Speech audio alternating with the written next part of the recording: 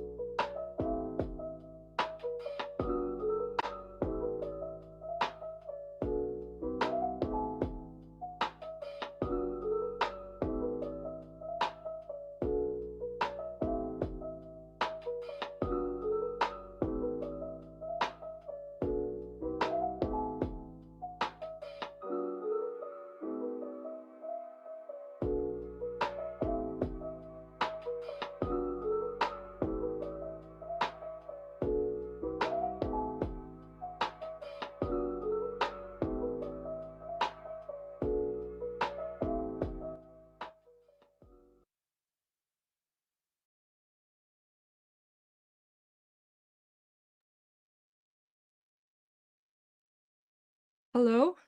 Hi, everyone. Good morning to our speakers and distinguished guests from the diplomatic community, the private sector, the academe, and civil society. So, I am Dana Dinsai. I am the Chief of Staff of the Strat-based group, and I will be your host for today. Welcome to our post-SONA forum entitled The 2 Years of Marcos Jr. Administration, Assessments and Policy Recommendations. So this event is actually organized by the Democracy Watch Philippines in partnership with Strat-based ADR Institute.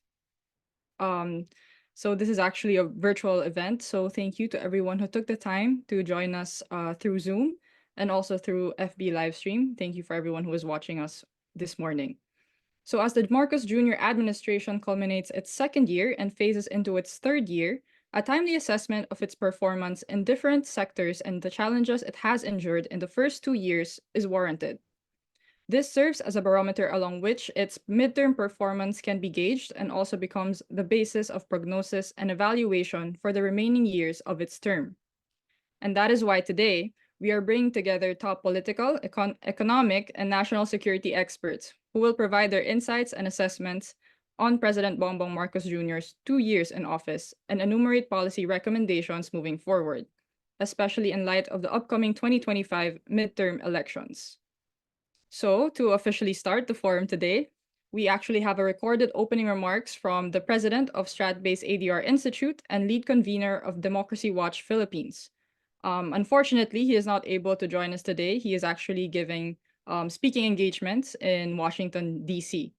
So, nevertheless, he sent us this recorded message. Let us all welcome Professor Victor Andres Dindo Manhit.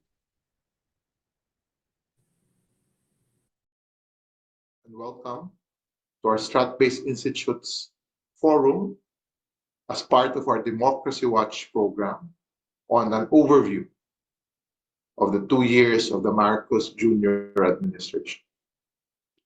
In Strat-based, we've always tracked what we call our geopolitical risks and opportunities. And as we track these issues, very important is what we call the cost of living crisis. We live in a fragile global economy, but we are challenged by poverty, low income, and limited job opportunities. And we have seen how inflation has affected the lives of our people. It's reflected in the latest Pulse Asia urgent national concern that as we ended second year of President Bongbong Marcos Jr.'s administration, we see on top economic issues like inflation, pay of workers, rising poverty, lack of jobs, and even addressing involuntary hunger. We have seen the performance of this administration on these important national issues quite low. And it's also reflected even on our own government's data, our consumer outlook, where there is a weak confidence as they look into the incoming quarter. Why? Faster increase in the prices of goods, higher household expenses, lower income, fewer available jobs. And it's simply same as what the Pulse Asia data shows us. So moving to the next 4 years of this Marcos administration, we need to look back to where we have been. Growth has been sustained. We know the consumer economy continues to drive our growth. But how can we spur investment-driven, job-generating growth at the manufacturing sector? The services cannot keep on pulling our growth. Agri continues to be lagging. But we need an agro-industrial support base to improve our growth trajectory. Outlook remains to be positive, but in the words of our president, economic security is national security. These are two concerns as we face 2024 to 2028 period of this administration.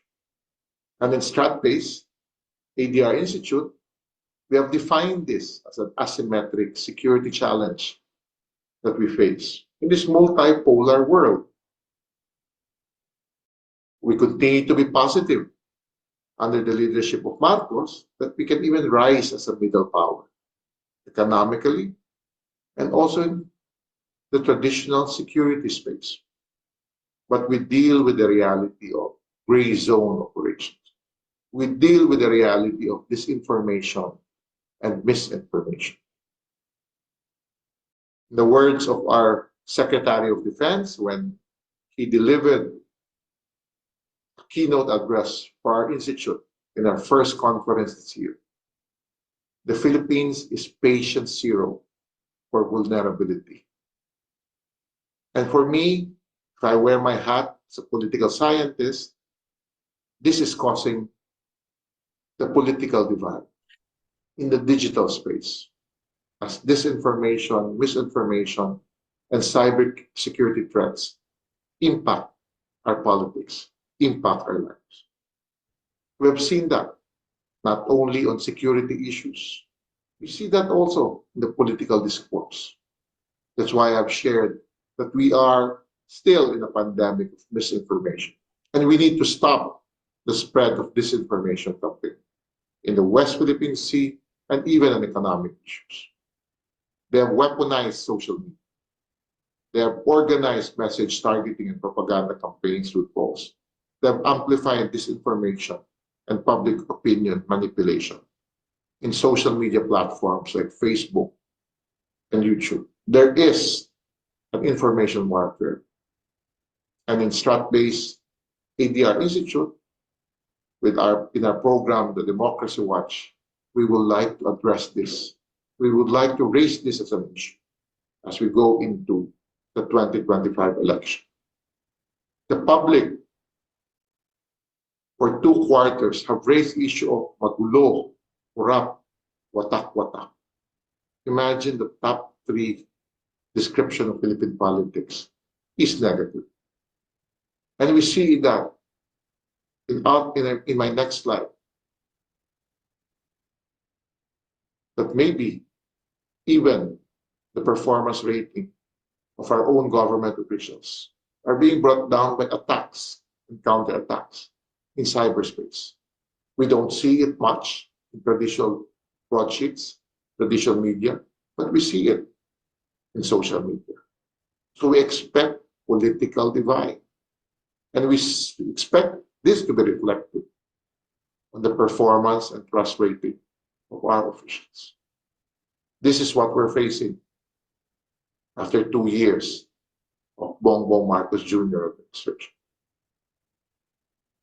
As we move into the 3rd year until the end of its political timeline, June 30, 2028, the Marcos administration is beset with challenges and opportunities spanning across sectors, aggregation, political spectrum, and geo-economic and geopolitical debates.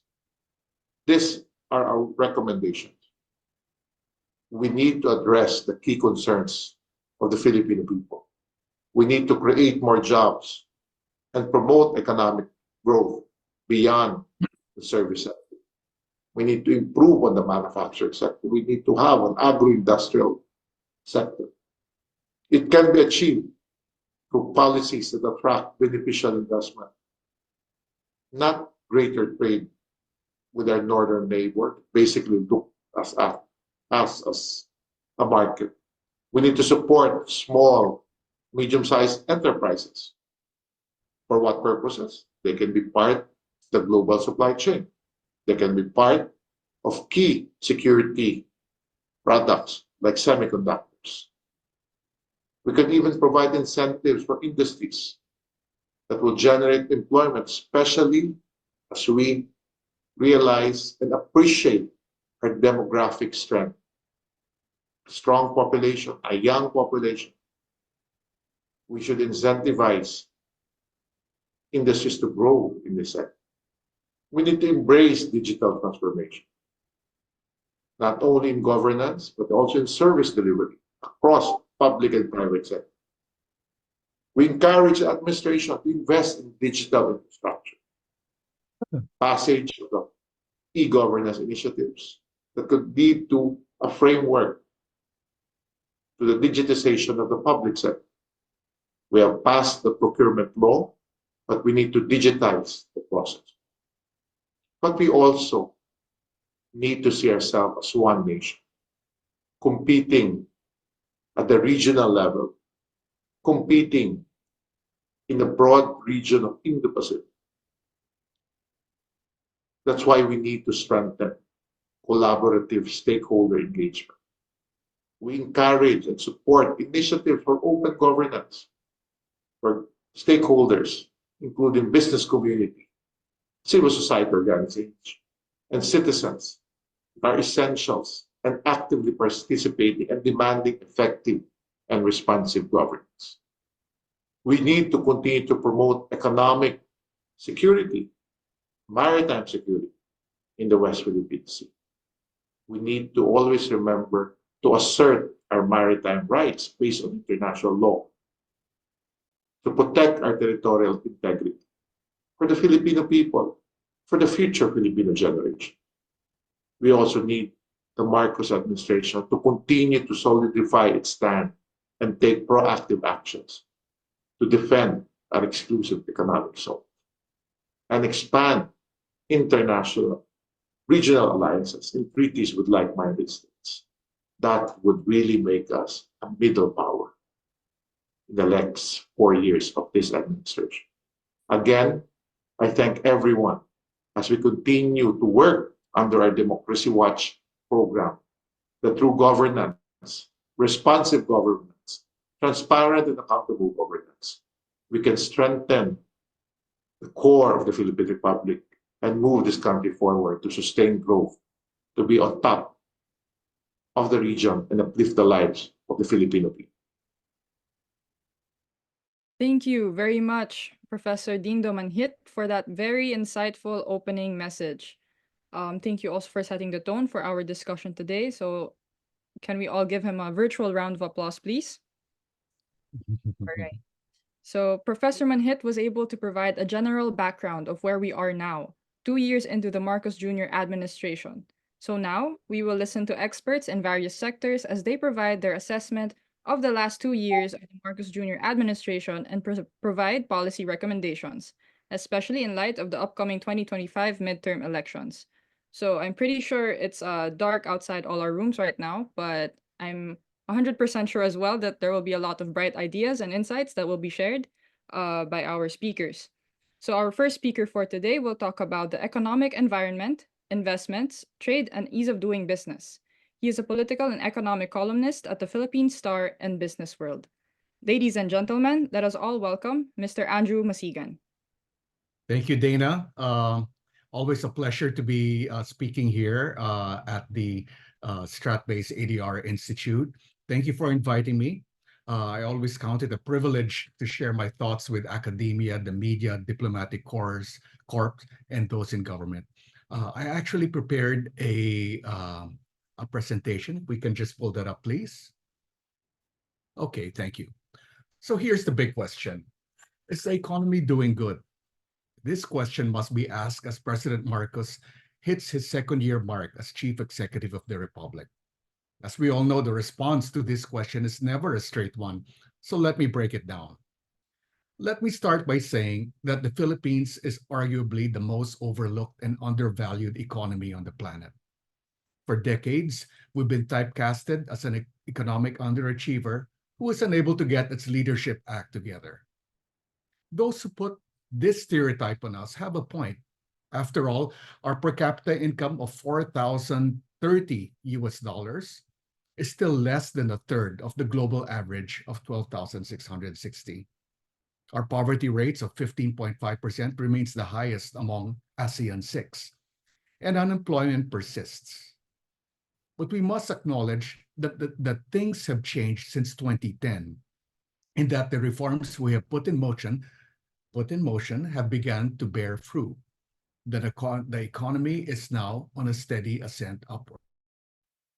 First, we have to establish the benchmarks to truly measure our success. Can we move to the next slide, please?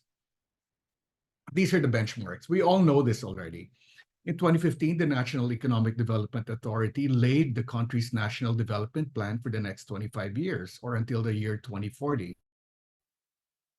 Plan called Ambition Natin 2040. This serves as both our goal and our benchmark for success.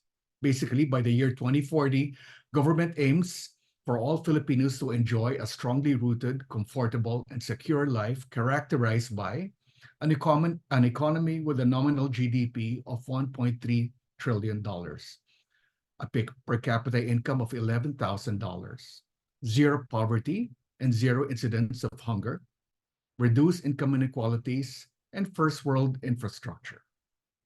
But to get there, we must realize our short-term goals. This is embodied in the Philippine Development Plan 2022 up to 2028, or during the Marcos era. The short-term targets are, by 2028, we must attain an average growth rate of between 6 to 8%. We must reach a GDP of 614 billion US dollars by the year 2028, attain per capita income of 6,571, or a 41% increase from 2023 levels, to attain an employment rate of 4%, and attain a poverty rate of only 8.8%. So how has the economy performed? Next slide, please. Between 2010 and 2019, the Philippines posted an average growth rate of 6.4%, substantially higher than the 4% average growth rate of emerging economies. Post-pandemic, or from 2021 to 2023, the Philippines clocked in an average growth rate of 6.3%, higher than the 4.6 average growth rate of emerging economies. In 2020, ASEAN economy and second fastest in Asia, having grown by 5.6%. Only Indonesia and Vietnam came close, both growing at 5.05%.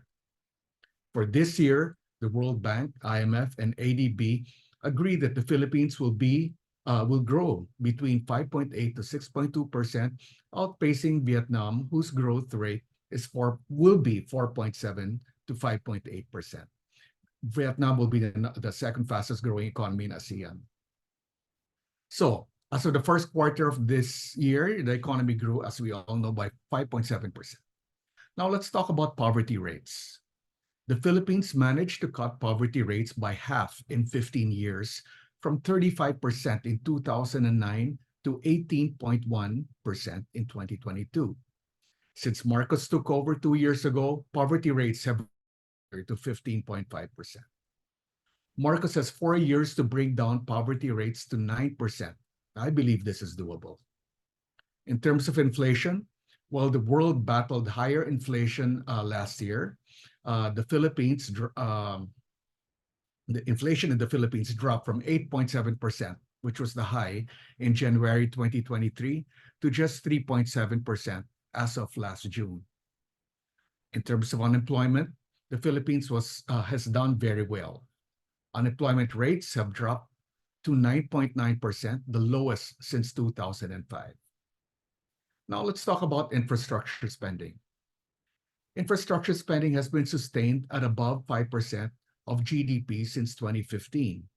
It stood at 5.8% of GDP in 2022 and also 5.8% in 2023. This year, it should be at 5% of GDP. We are committed to sustain infrastructure spending at between 5 to 6% until 2028.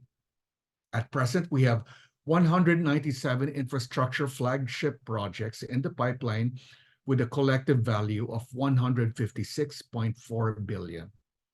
122 of these projects are dedicated to physical connectivity, which includes roads, rails, and ports. 44 projects of these 197 are dedicated to water resources.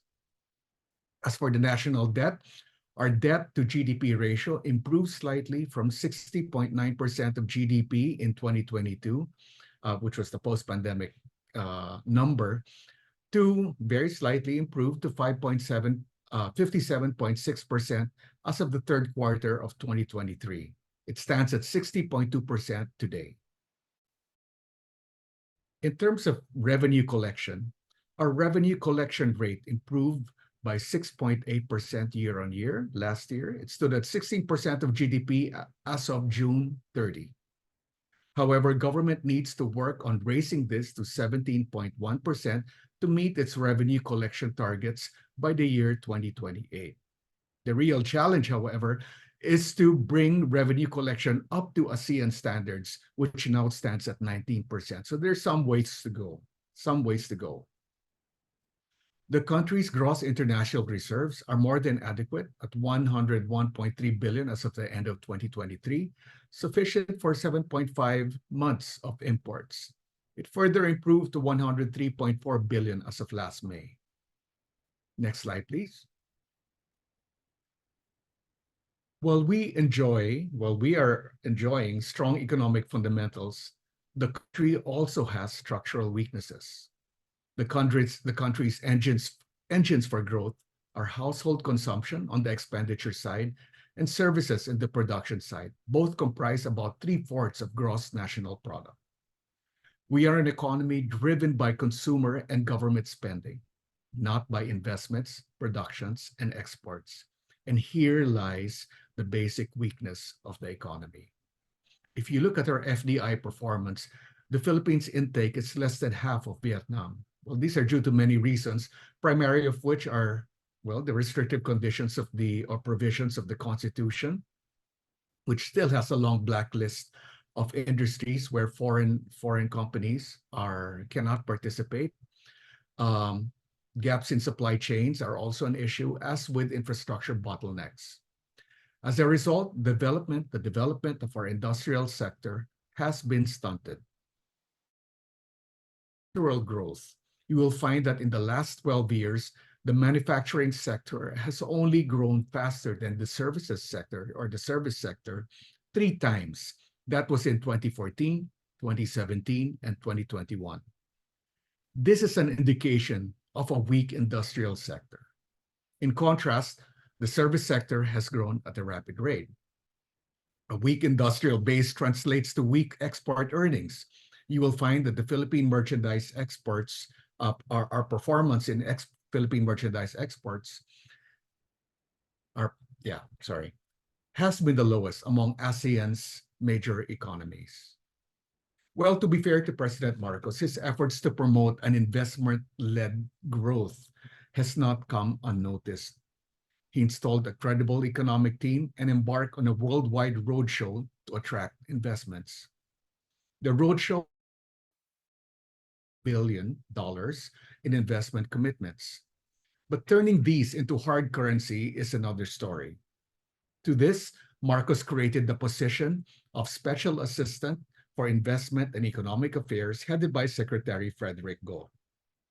This office was created to ensure that investment commitments are indeed realized. Well, it has not happened yet. FDI data from the BSP, updated until February, shows that cumulative FDIs in the first 2 months of the year amounted to only 2.3 billion, while it's higher by 48% compared to the same period last year. It's still not enough to make the transition to an investment-led economy. So there's a lot of opportunity for reform in this respect. But there is good news. But there is good news. Our problem in the West Philippine Sea with China comes with a silver lining. Following the trilateral summit last April between the US, Japan, and the Philippines, our trilateral allies have committed to invest some 100 billion into the Philippines over the next 5 years. Next slide, please. Investments will come in the form of physical and digital infrastructure, defense hardware, renewable energy, next generation communications, semiconductor manufacturing, mining of rare minerals, nuclear power, and advanced biology, advanced technologies like quantum computing. For context, 100 billion is 11 times the amount of foreign investments we generated last year. It is substantial. The geographic focus of these investments will be the Luzon Economic Corridor, Metro Manila, until Batangas. Now, the big question is, will these investments materialize? We'll have to wait and see. But off the record, I have come to know that the Japanese already have an investment agenda in place, and they are in various stages of implementation. I know too that the Americans' investment agenda is still subject for discussion. At this moment, it's still conceptual and still being developed. So nothing concrete yet on the American side. Japan is also investing to capacitate our workforce. Training programs are afoot to specialize in specialized disciplines such as application engineering, data science, AI, cloud computing, and the like. These training programs are meant to help the Philippines rise in the value chain of service exports. Next slide, please. Another reason to be optimistic is that. Next slide, please. Good news. For the first time in our history, revenues of our IT BPM industry surpassed those of OFW remittances in 2023. The IT BPM industry generated 35.4 billion in revenues, representing 8% of GDP. It employed 1.7 million workers. Now, the optimistic forecast of the Information Technology and Business Process Association of the Philippines, or IBPAP, is that the IT BPM industry will attain a 58.9 billion will attain 58.9 billion in revenues by the year 2028 and employ 2.5 million workers. Next slide, please. Perhaps unbeknownst to you, the Philippines is already the world's #1 provider of contact centers. Also, in healthcare services, we are the #2 provider of IT and digital services, second to India, and #2 in global in-house center services. But the Marcos administration must prepare for artificial intelligence, and here lies the challenge. AI threatens to render our contact centers, IT and healthcare services obsolete. We must prepare for this. The IT BPO industry must reconfigure itself using AI as an enabler. And I know that the DTI has a well-considered AI development roadmap in place. So now it's really a matter of implementing it. Likewise, the entire industry must climb the value chain, leveraging on future-forward technologies such as machine learning, extended reality, and the like.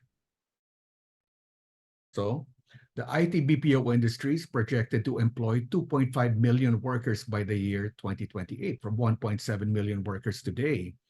Problem is we are running out of skilled talent. So, the thing is the DepEd can no longer drop the ball, as our greatest competitive advantage remains to be our workforce. Next slide, please.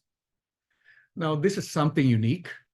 Perhaps first time you may have learned, will hear about this.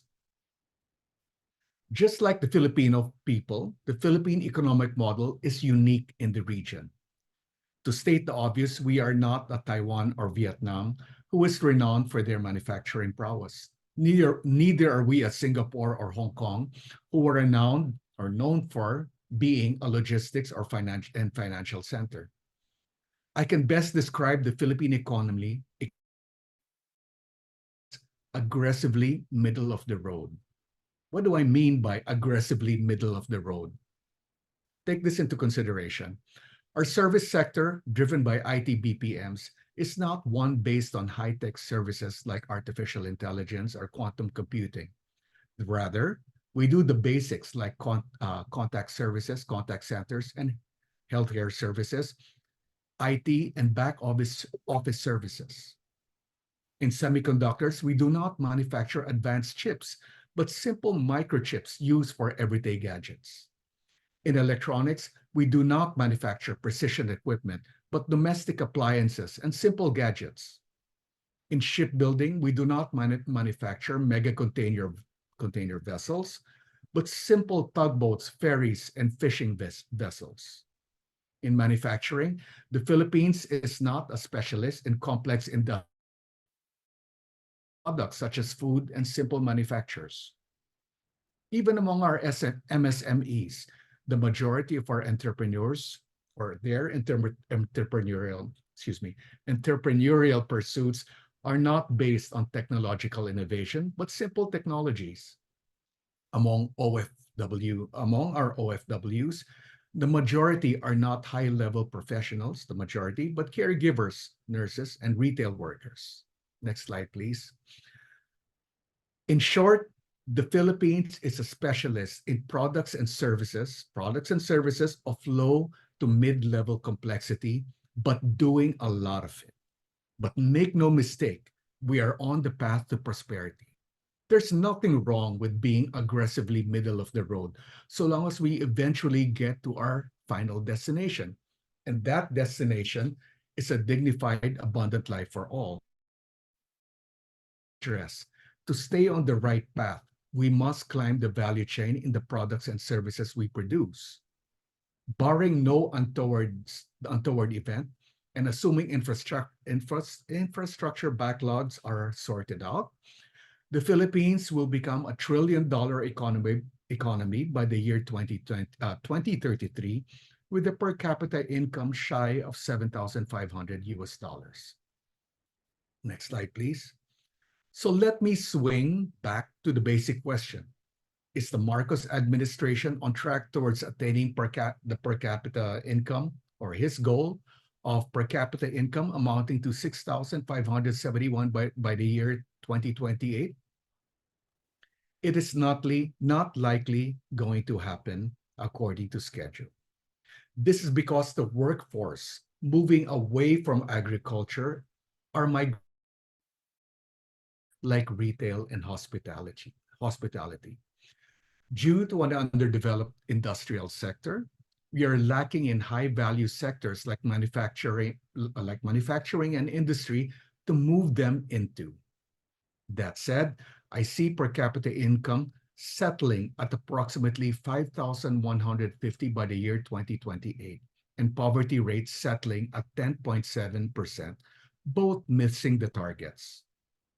All things being equal, we will hit the 6,571 per capita income target between 2030 and 2031. We will get there, but it will take longer to do so. So in summary, next slide, please.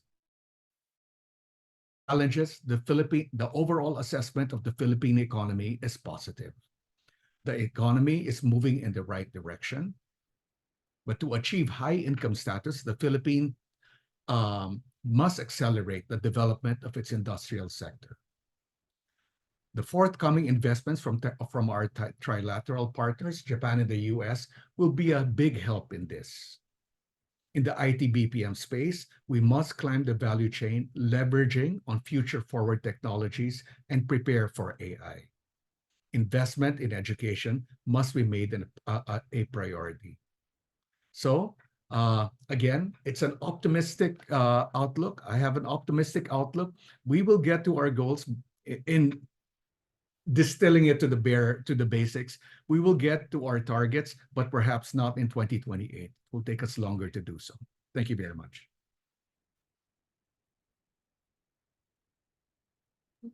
Thank you very much, Mr. Andrew Masigan. And on behalf of StratBase, I would also like to greet you a very happy birthday. Thank you for taking the time to join us this morning. My pleasure. Thank you, sir. I do agree that the Philippine economy is one that is often overlooked. So thank you for that very optimistic briefing.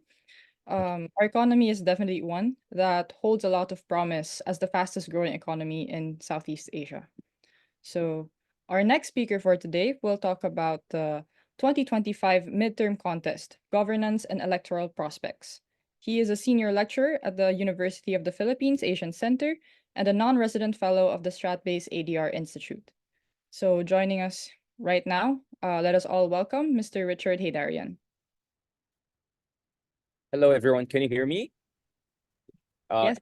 Yeah, first of all, let me apologize for joining you under these circumstances. I missed my flight because of the crazy flooding, so I hope my voice and all gets through just enough and the connection is not too bad. Let me also, of course, greet my very good friend Andrew on his birthday, and also excellent presentation, which I think definitely sets the tone for my own little intervention here.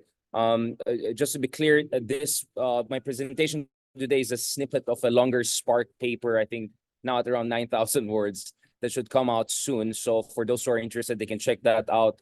Not to mention just a couple of hundred articles I've written on the Marcos administration so far. I think if you look at the presentation by Andrew a while ago, it makes sense in a sense that essentially average is the new sexy, right? In a sense that let's not expect 10 out of 10 for the Philippines over the next 3, 4, 5 years. But at least the Philippines has gone from 0 to 5, right? And the idea is, how do we go to 7 out of 10? And that's essentially the tone and cadence of my interventions in my speaking engagements, practically intercontinental speeches every month over the past 6 or 7 months. The quiet rise of the Philippines. This is essentially how I see how the world is seeing the Philippines and how I see the Philippines. In the 6 months prior alone, I think I had at least 3 interviews with The Economist magazine, among others. And there was a very interesting piece by The Economist magazine recently that looked at the Philippines, how we're quietly getting richer. So the good news is that I think we're not totally overlooked like before, but we have to get some of the fundamentals right if the Philippines is going to fulfill at least much of its potential in the coming years. Let me quickly go through the politics and then look at how the broader political economy will be laid out for the Philippines. Can you go to the next slide, please? Yeah, so I mean, first of all, we have to properly understand why we have another Marcos as our president. I think we have to be honest that a lot of us here in the panel and beyond, we're not necessarily fans of Marcos Jr. when he ran for the presidency. And I think a lot of people had a lot of doubts about him, both in terms of his domestic policy, foreign policy positioning.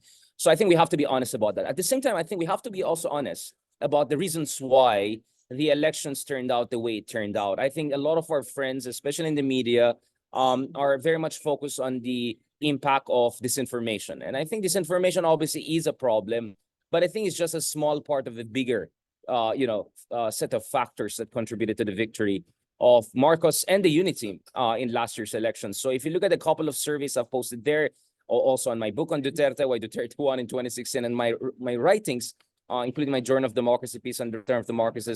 If you look at it, survey after survey over the past decade has said that vast majority of Filipinos were open to the idea of an authoritarian leader, precisely because they were sick and tired of the dysfunctions and deficiencies of our standard democratic practices. You can look at the Pew Research Center in 2017, where when people were asked, would you rather have a government that doesn't even care about any kind of checks and balances? 50% in the Philippines Senate, it's totally fine with them. And so that, and if you look at other surveys by also Pew survey, it showed that close to 8 out of 10 Filipinos were open to the idea of an authoritarian leader. Only 15% of Filipinos in a Pew survey in 2017 said that no, they want a government based on checks and balances. These numbers go back actually earlier. In an earlier book I wrote on Duterte, there's this 2014 World Values Survey that showed that, again, similar questions. Are you open to an authoritarian leader? In the Philippines, the numbers were at 60%.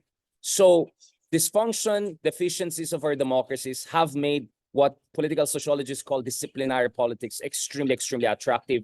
The good news is that we're not alone. Look at the numbers in India. Look at the numbers in Indonesia, very similar numbers.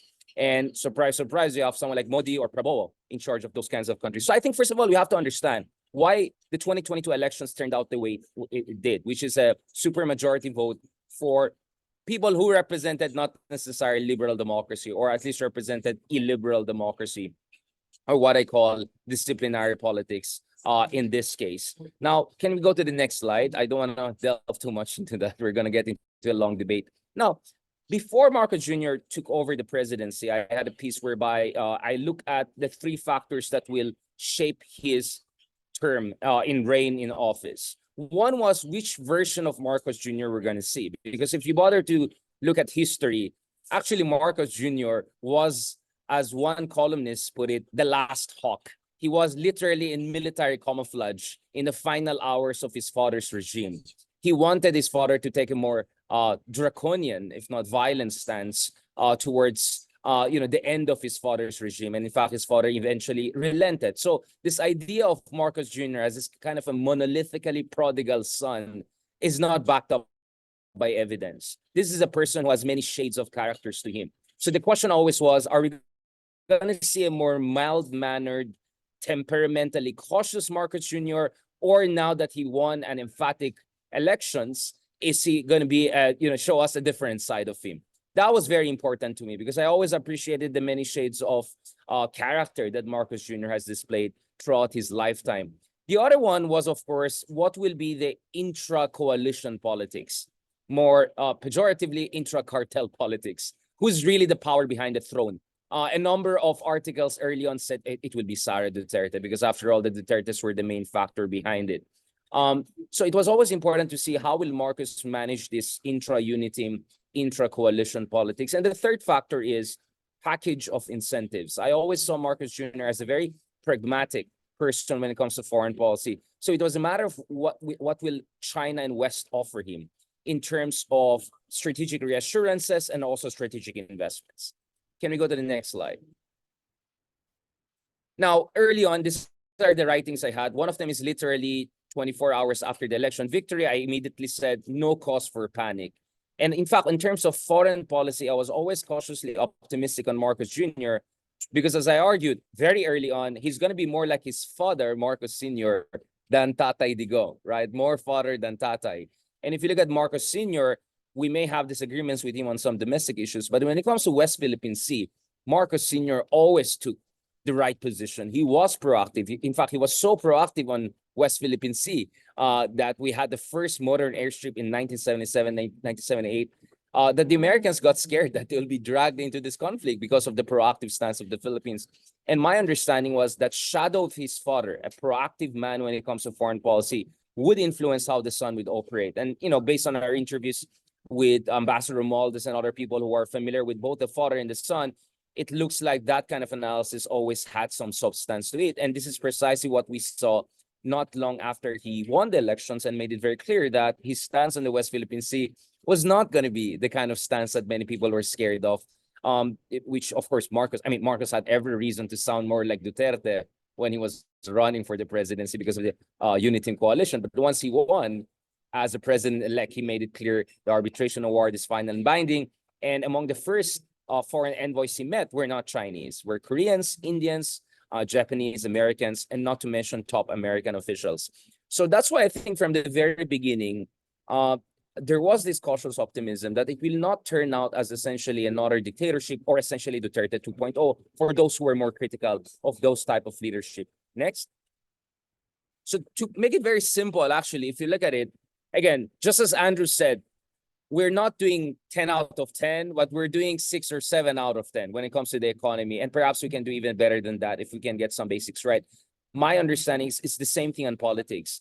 Maybe Marcos Jr. is not turning out as your kind of a progressive liberal Democrat, but he is the unlikely reformer that I think we have to give credit to.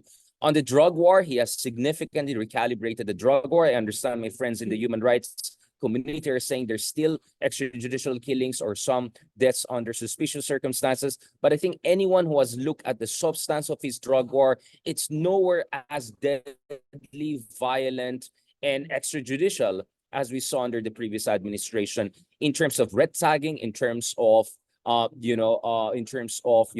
harassment of the media or relationship with the media. On all of those fronts, we see a tremendous shift in terms of relationship with the media, between the media and the Marcos Jr. administration. Now, obviously, who am I to question the independence of the courts? But coincidentally, suddenly we see court cases going in favor of a lot of people who are the bête noire and who are in the opposition, whether it's the Maria Ressa's case, whether it's Leila de Lima's case. So there has been some sort of a climate of reform, if not, progressive change. I think that would be going too far. But it's precisely that unlikely reformer side of Marcos Jr., I think, that sets the tone for the clash that we see between the two powerful dynasties. But shortly before that, let me just discuss foreign policy. because I think the foreign policy of Marcos Jr. has not been appreciated in its full substance. Can we go to the next slide? So I think many people forget that Duterte himself by 2021 was already recalibrating his relationship with China. Earlier in the year, he restored the visiting forces agreement with the Americans fully. He openly thanked the Americans for their vaccine donations. He had a very cordial meeting with Defense Secretary Lloyd Austin during his visit to Manila. But towards the end of the year, importantly in October, during the ASEAN-China summit, Duterte openly said he abhors China's bullying of the Philippines with respect to the Whitsun Reef, Juan Felipe Reef disputes. This is Duterte himself in his own words during China-ASEAN summit with Xi Jinping in the room. So it is not true that Duterte was true and true until 2022, completely pro-China, and that suddenly Marcos comes in and he's pro-US. I think that's a caricaturish view that doesn't appreciate how our different leaders have been hedging. So just to simplify this, I'll keep this short. You're free to read, look at my lectures and writings on these issues extensively. But in fairness to Marcos Jr., early on, he wanted to have a classic case of hedging or equibalancing, meaning yes, China is a headache for us in the South China Sea, but we don't want the South China Sea disputes to be end-all, be-all of our bilateral relationship. Yes, the United States is our treaty ally, important ally, but we don't want to be over-dependent on America. So in many sense, Marcos Jr. was trying to embody a kind of a more independent, strategically autonomous stance. And in fact, vis-a-vis China, he chose China as his first state visit destination ahead of Washington, D.C. Well, not yet in Washington, D.C. These have been official visits, and ahead of Japan. He also said that he wants a new golden era of bilateral relationship when he met Wang Yi early on in his term in office. And the Chinese were extremely optimistic about their prospects. Can we go to the next slide? So whatever Marcos is doing right now is not out of nowhere. As someone said, it didn't just fall off from the coconut tree, right? Marcos has been responding to a set of factors. First of all, his visit to China was extremely fruitless. The term I use is pledge trap. I think a lot of friends in the opposition were worried about debt trap under China. I said, forget about that. I don't think even any investment will come in for us to have any debt. So what we had was pledge trap, empty pledges in exchange for geopolitical concessions. Now, in the case of Marcos Jr., he didn't get any concessions from China on that front. And then Biden administration has proactively courted him. When he was in office, visits by Kamala, visit by top officials from the United States, Biden having great relationship. And then I think this is the part which is very important. This gradual fallout also with the Dutertes gave him a stronger impetus to take the right stance also on the West Philippine Sea disputes. Can we go to the next slide? Don't worry, I'm gonna next slide, please. So this is essentially the three acts in my assessment that set the tone for the eventual divorce that we saw between within the unit team, and I think the very first act that really set the tone was Marcos rejecting the preference of Sara Duterte for the defense secretary position, and not to mention also Arroyo not getting Speaker of the House position, and the rest essentially is history. Can we just go to the next slide, please? Now, having said that, I don't think Marcos Jr. is necessarily out of the woods yet on economic issues, which have been the most urgent concern for the Filipino people: inflation, poverty elevation, wage increases. He's not doing very well. He has a negative 71 net approval rating on inflation, negative 34 on poverty elevation, negative 15 on both corruption and wage increases, slightly positive only in terms of creating jobs thanks to robust economic growth. Sara Duterte remains as the most popular elected official based on the Pulse Asia survey, and she has almost universal support in Mindanao and close to universal in Visayas. So the vis-mean basis of Duterte is still strong. And last slide, this is important. I think that is why there's no room for complacency for Marcos Jr. ahead of next year's elections. He still has majority support. He got foreign policy broadly right. I'll give him way beyond passing grade. He has been an unlikely reformer, and I think deserves credit for that, although of course nowhere close to ideal. Nevertheless, next year's elections will be interesting because you're not going to have one, you're not going to have two, you're going to have three opposition groups. One is the genuine opposition, or what I call the genuine opposition, led by Riza Hontiveros, Bam Aquino, Jokno, and Pangilinan. And then you have the Bayan Muna slate. They promised to make it full, so they did not join forces with liberal center leftist forces. They're going to go on their own. But the third one is yung naging opposition dahil hindi kinuha yung gusto nilang positions, or, essentially tactical opposition. And these are the Dutertes. So for the first time, we have the situation of three different oppositions. And it remains how Marcos is gonna deal with different opposition groups. Obviously, he's still pretending that there's some sort of unity with the Dutertes. Both Lenny and Riza have rejected calls for an official grand coalition, but some have suggested a modus vivendi whereby both will focus on attacking Duterte rather than attacking each other. And then the Makabayan bloc, of course, have their own dynamics, and I think they'll focus more on issues where they'll stand apart from practically everyone else, in the field. So one way of looking at it is that in the next elections, I think the government can do it this way. They can try to paint themselves as Team Philippines and try to project the other side as Team China. I think the Duterte side will try to come in and present themselves as Team Philippine independence, and then accuse the other side of being too pro-American and all. So we're going to see, I think for the first time in recent memory, West Philippines and foreign policy issue becoming one of the, not number one, but top three, at least, issues that will define upcoming elections. Nevertheless, Marcos Jr. has a number of wild cards there. One is the ICC. I was just in The Hague earlier this month. I did some of my own research. I cannot say exactly what I was told by informed sources, but it's not impossible that warrants of arrest by ICC will be issued, even possibly before the certificate of candidacy is filed for midterms. That's going to raise its own issues, not to mention investigations on Farmali, gentleman's agreement, confidential fund, among others. Just a last slide I didn't add a while ago, but I was just hoping to upload it. So if in terms of policy recommendations and all, I think we have to keep in mind that this Sara Duterte versus Marcos kind of debate and all of that, all of these factional fightings is not good for the country. Whatever side you take, this is not reflecting well. And as someone who deals with investors, hedge funds, among others throughout the years, they see this as instability and uncertainty. So I think it's very important for the administration to settle this or manage this tension as much as possible so that we can make the Philippines more attractive to foreigners. And at the same time, he has to deal with this issue in the best way possible according to the rule of law, because I don't think Marcos can focus on fundamental structural issues, whether it's industrial policy, whether it's regulatory capture, whether it's making sure critical infrastructure, is functioning for our economy. He cannot deal with these issues unless he gets this big political question right. And that is why the upcoming elections, I think 2025, will be a referendum not only on Marcos and Duterte's, but it will be also a referendum of the Philippines' ability to fully actualize its potentials as a new rising middle power and an emerging market. On that note, thank you very much and looking forward to the open forum. Salamat. Thank you very much, Mr. Haydarian. Very interesting insights we have been hearing so far, and I see that we have around 114 participants joining us today. We will actually be having an open forum later on, as Mr. Haydarian mentioned. So to all of our guests, please feel free to drop any of your questions in the Q&A chat box for later. So our next speaker will now be talking about environmental governance, understanding the growing concern on water, critical minerals, and climate change adaptation. He is the director of the LaSalle Institute of Governance and a trustee, program convener, and non-resident fellow at the Strat-based ADR Institute. Ladies and gentlemen, let us all welcome Dr. Francisco Magno. Thank you, Dana.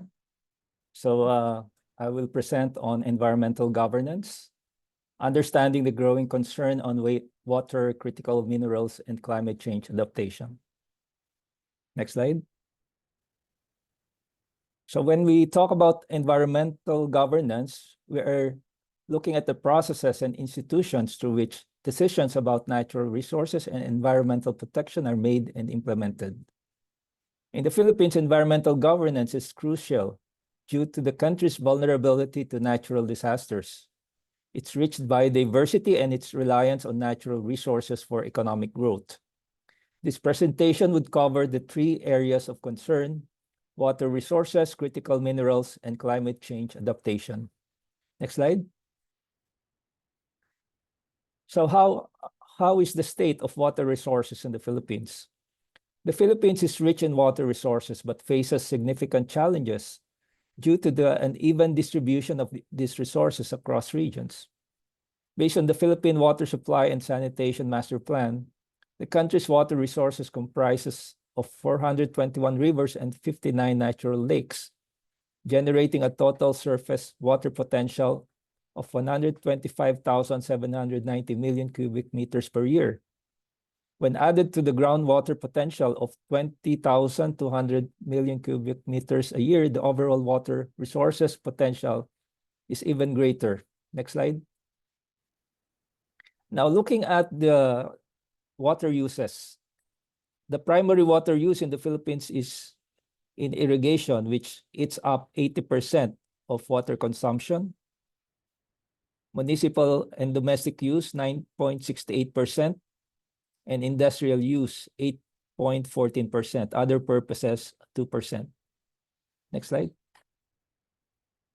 We have to consider, however, that there are only 12 water resource regions in the country, while we have 17 administrative regions. So this means that multiple LGUs often share common water resources. So certain regions would be sharing what we call the water resource regions in terms of the source of water. For instance, the Central Visayas Water Resources region, which holds only 2% of the water resources, supports 7.4% of the national population.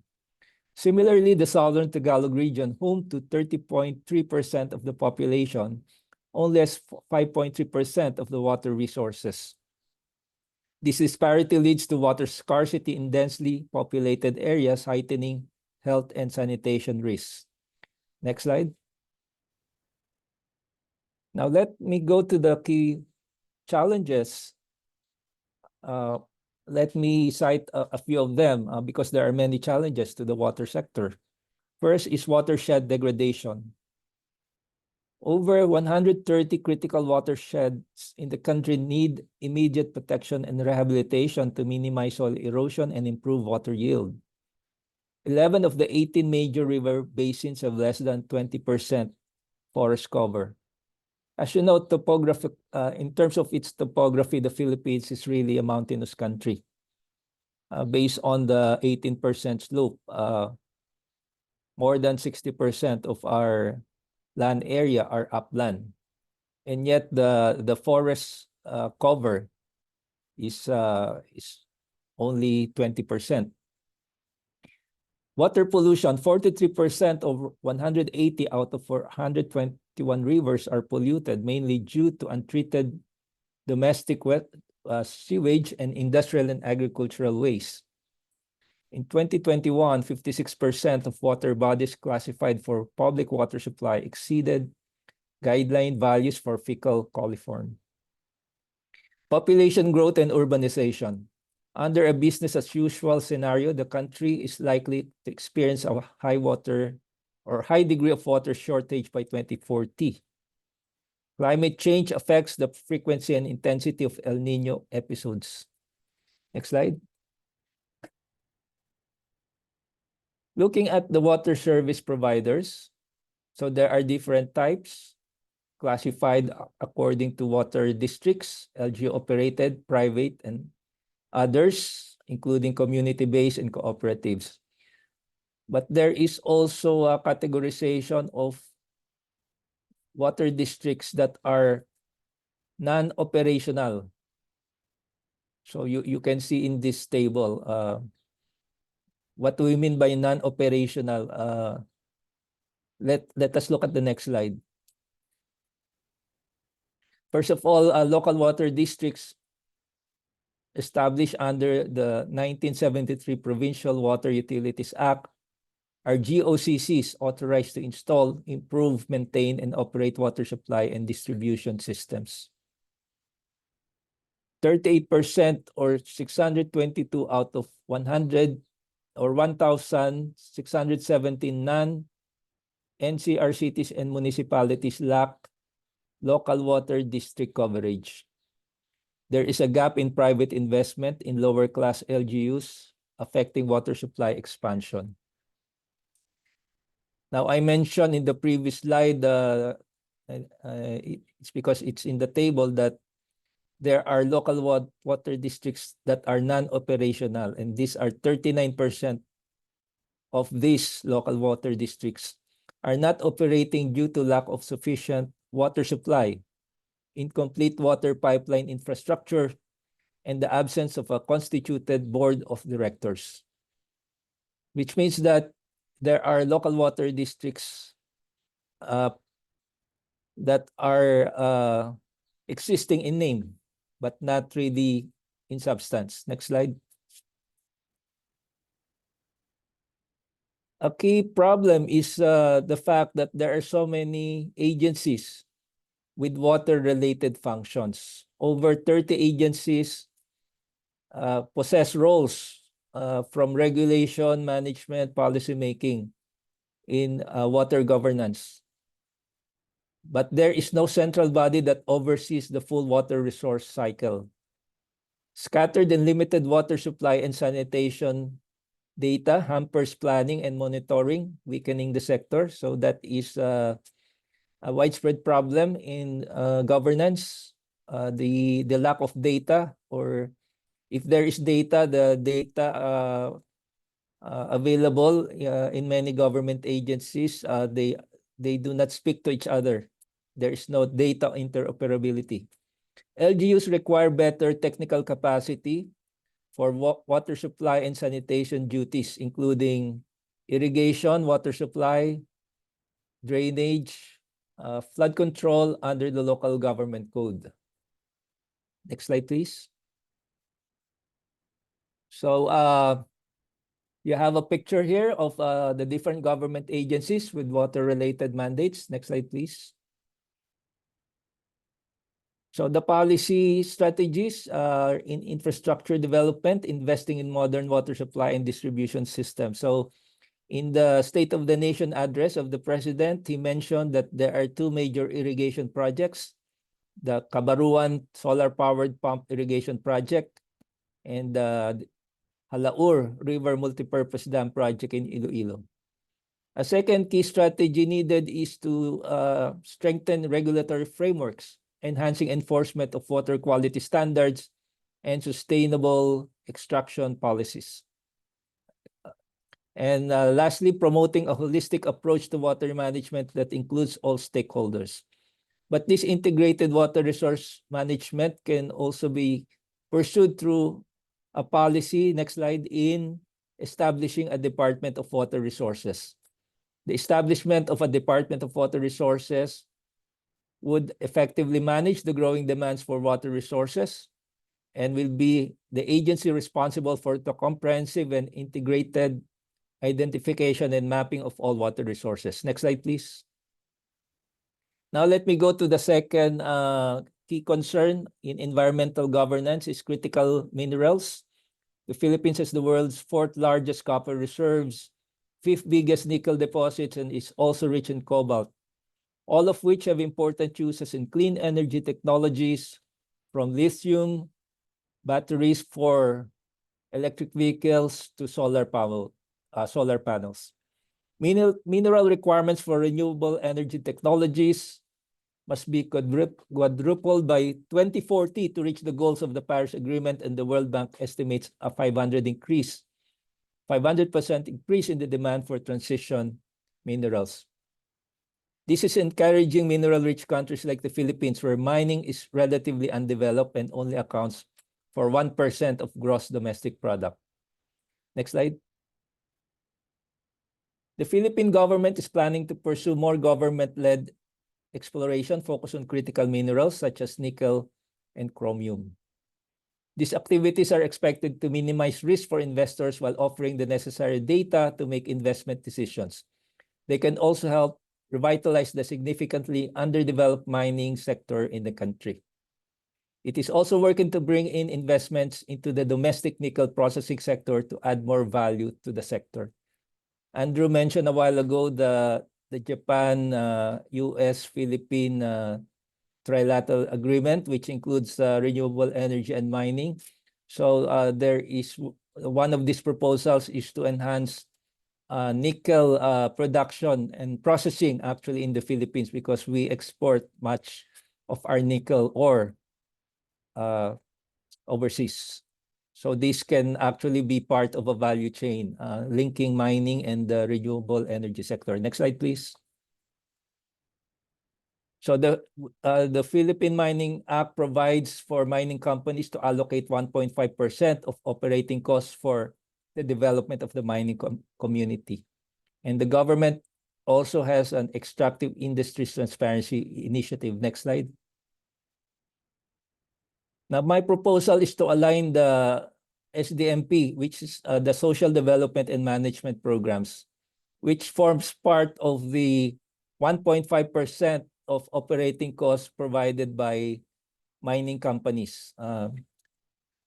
Aligning the SDMP with localized SDGs can contribute to the attainment of better community development. And this can be pursued through the use of accurate local data and the application of participatory planning and monitoring systems. Next slide, please. Now, in climate change adaptation, the Philippines is highly vulnerable. Next slide. And the key challenges are disaster risk management, agricultural productivity, and coastal erosion. Next slide. So we have the Climate Change Act and the National Disaster Risk Reduction Management Act. Next slide. The key strategies, I'm down to my last two slides, given the limited time.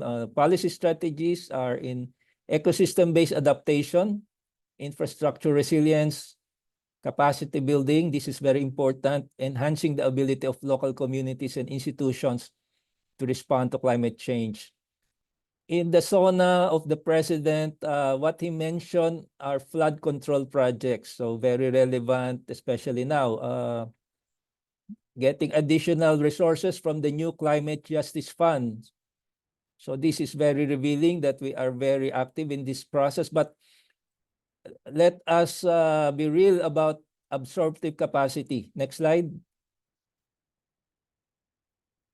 I came across this consolidated report by the Commission on Audit of the use of the Disaster Risk Reduction Management Funds as of December 2022. And if you can just look at this data, it would show that especially the last three budget lines, national government agencies, GOCCs, LGUs, this portion of the funds are not used.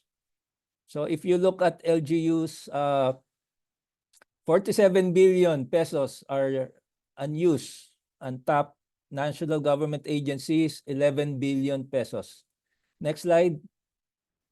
In conclusion, effective environmental governance is crucial for addressing the growing concerns related to water management, critical minerals, and climate change adaptation in the Philippines. Sustainable and integrated approaches, robust regulatory frameworks, and active community engagement are essential to ensure environmental sustainability and resilience. Thank you very much. Thank you very much, Dr. Magno, for those insights that you've shared on environmental governance. And now for our fourth speaker for today, he will be looking into national security and foreign affairs, securing the national sovereignty in the West Philippine Sea.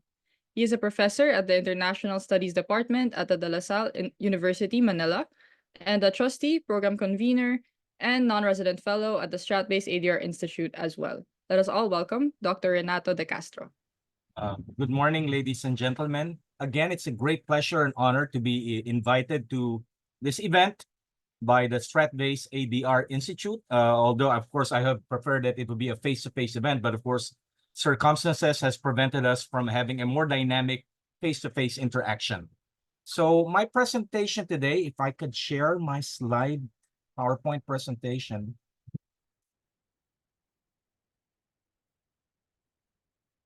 Would of course focus on the national security dimension.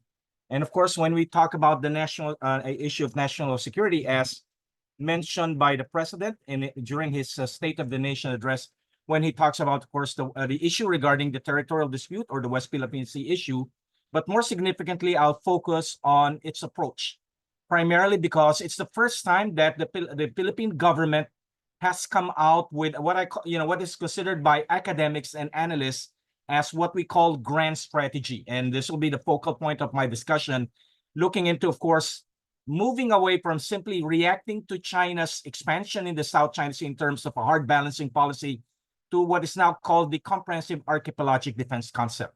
Okay, let me proceed right away to my presentation. So as mentioned earlier by Richard, when the early part of his term, President Marcos did not really want to side with any of the great powers who, of course, are engaged in a great competition. His approach then, as again, correctly pointed out by Richard, he used the term equibalence. I use the term balanced foreign policy.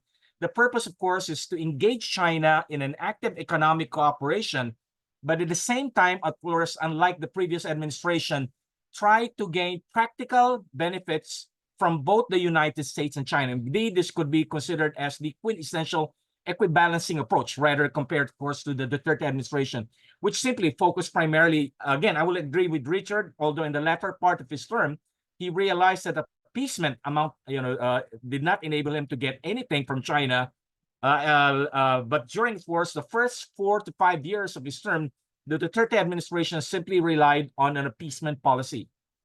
So in the first State of the Nation address, President Marcos gave the impression that he actually want really a balanced approach, wherein, of course, the Philippines will engage China in a dynamic economic cooperation, but of course, also learning from the Duterte administration that you could not simply drop the United States like a hot potato, or China simply would take you for granted, which President Duterte, former President Duterte, tried to do in the early part of his term. So this close economic cooperation with China would be balanced by a dynamic security relations with the United States.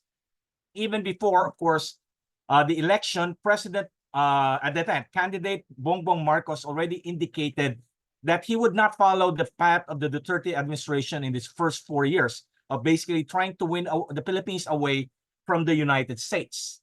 So in employing a balanced foreign policy, President Marcos initially envisioned a division of labor, of course, in which Washington would remain as the Philippines' close security ally, but at the same time, Beijing is should be a significant provider of infrastructure investment. And of course, it was also expecting tourists, hopefully tourists who will not work in the POGOs that, of course, is currently supposed to be banned right now. So President Marcos realized, again, based on the experience of the former President Duterte, closer economic relations with China would not moderate its aggressive behavior against, of course, units of the Armed Forces of the Philippines deployed in the West Philippines and South China Sea. Richard mentioned, of course, what happened at Winston Shoal around March 2021. Of course, during the time of the Duterte administration, you had already a standoff between the Chinese maritime militia and the Philippine Navy and the Philippine Coast Guard. So he allowed, of course, the Armed Forces of the Philippines free hand to hold military meetings with their American counterparts, which led, of course, to a significant increase in joint U.S.-Philippine military exercises and substantial, of course, U.S. rotational presence in the country.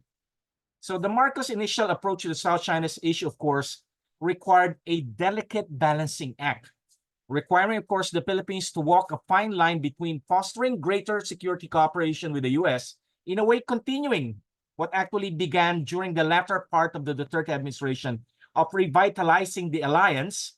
But at the same time, he was, of course, hoping that he would be able to maintain China's goodwill with an expectation the Chinese market would be open to Philippine products.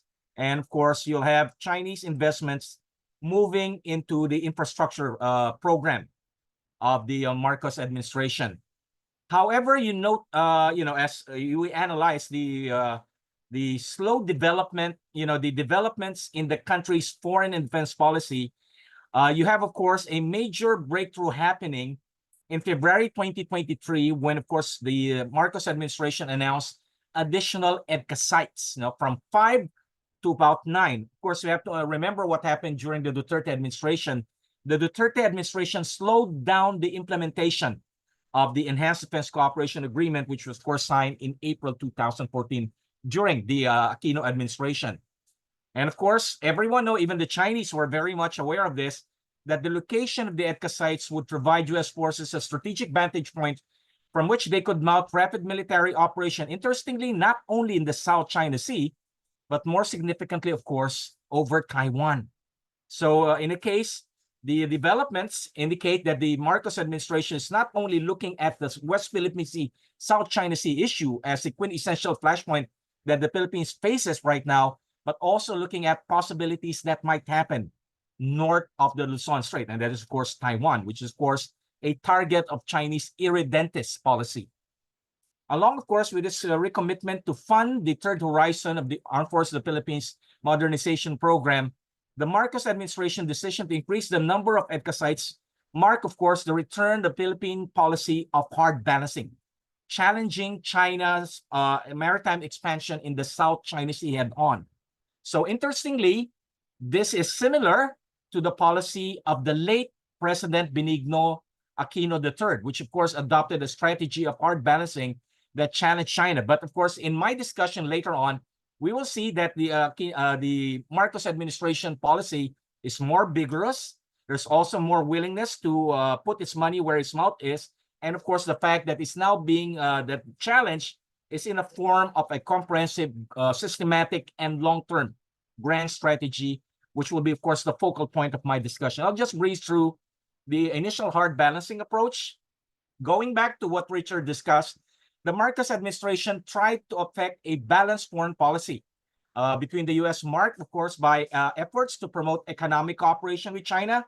When President Marcos, of course, met President Xi Jinping in November 2022 on the side of the ASEAN summit, he again emphasized with President Xi Jinping the West Philippine Sea, South China Sea issue is not the sum of Philippine-China relation, but at the same time, of course, earlier, when he met President Joe Biden, of course, in September, on the side of the United Nations General Assembly meeting in New York, already indicated that, of course, there's a need really to enhance Philippine-U.S.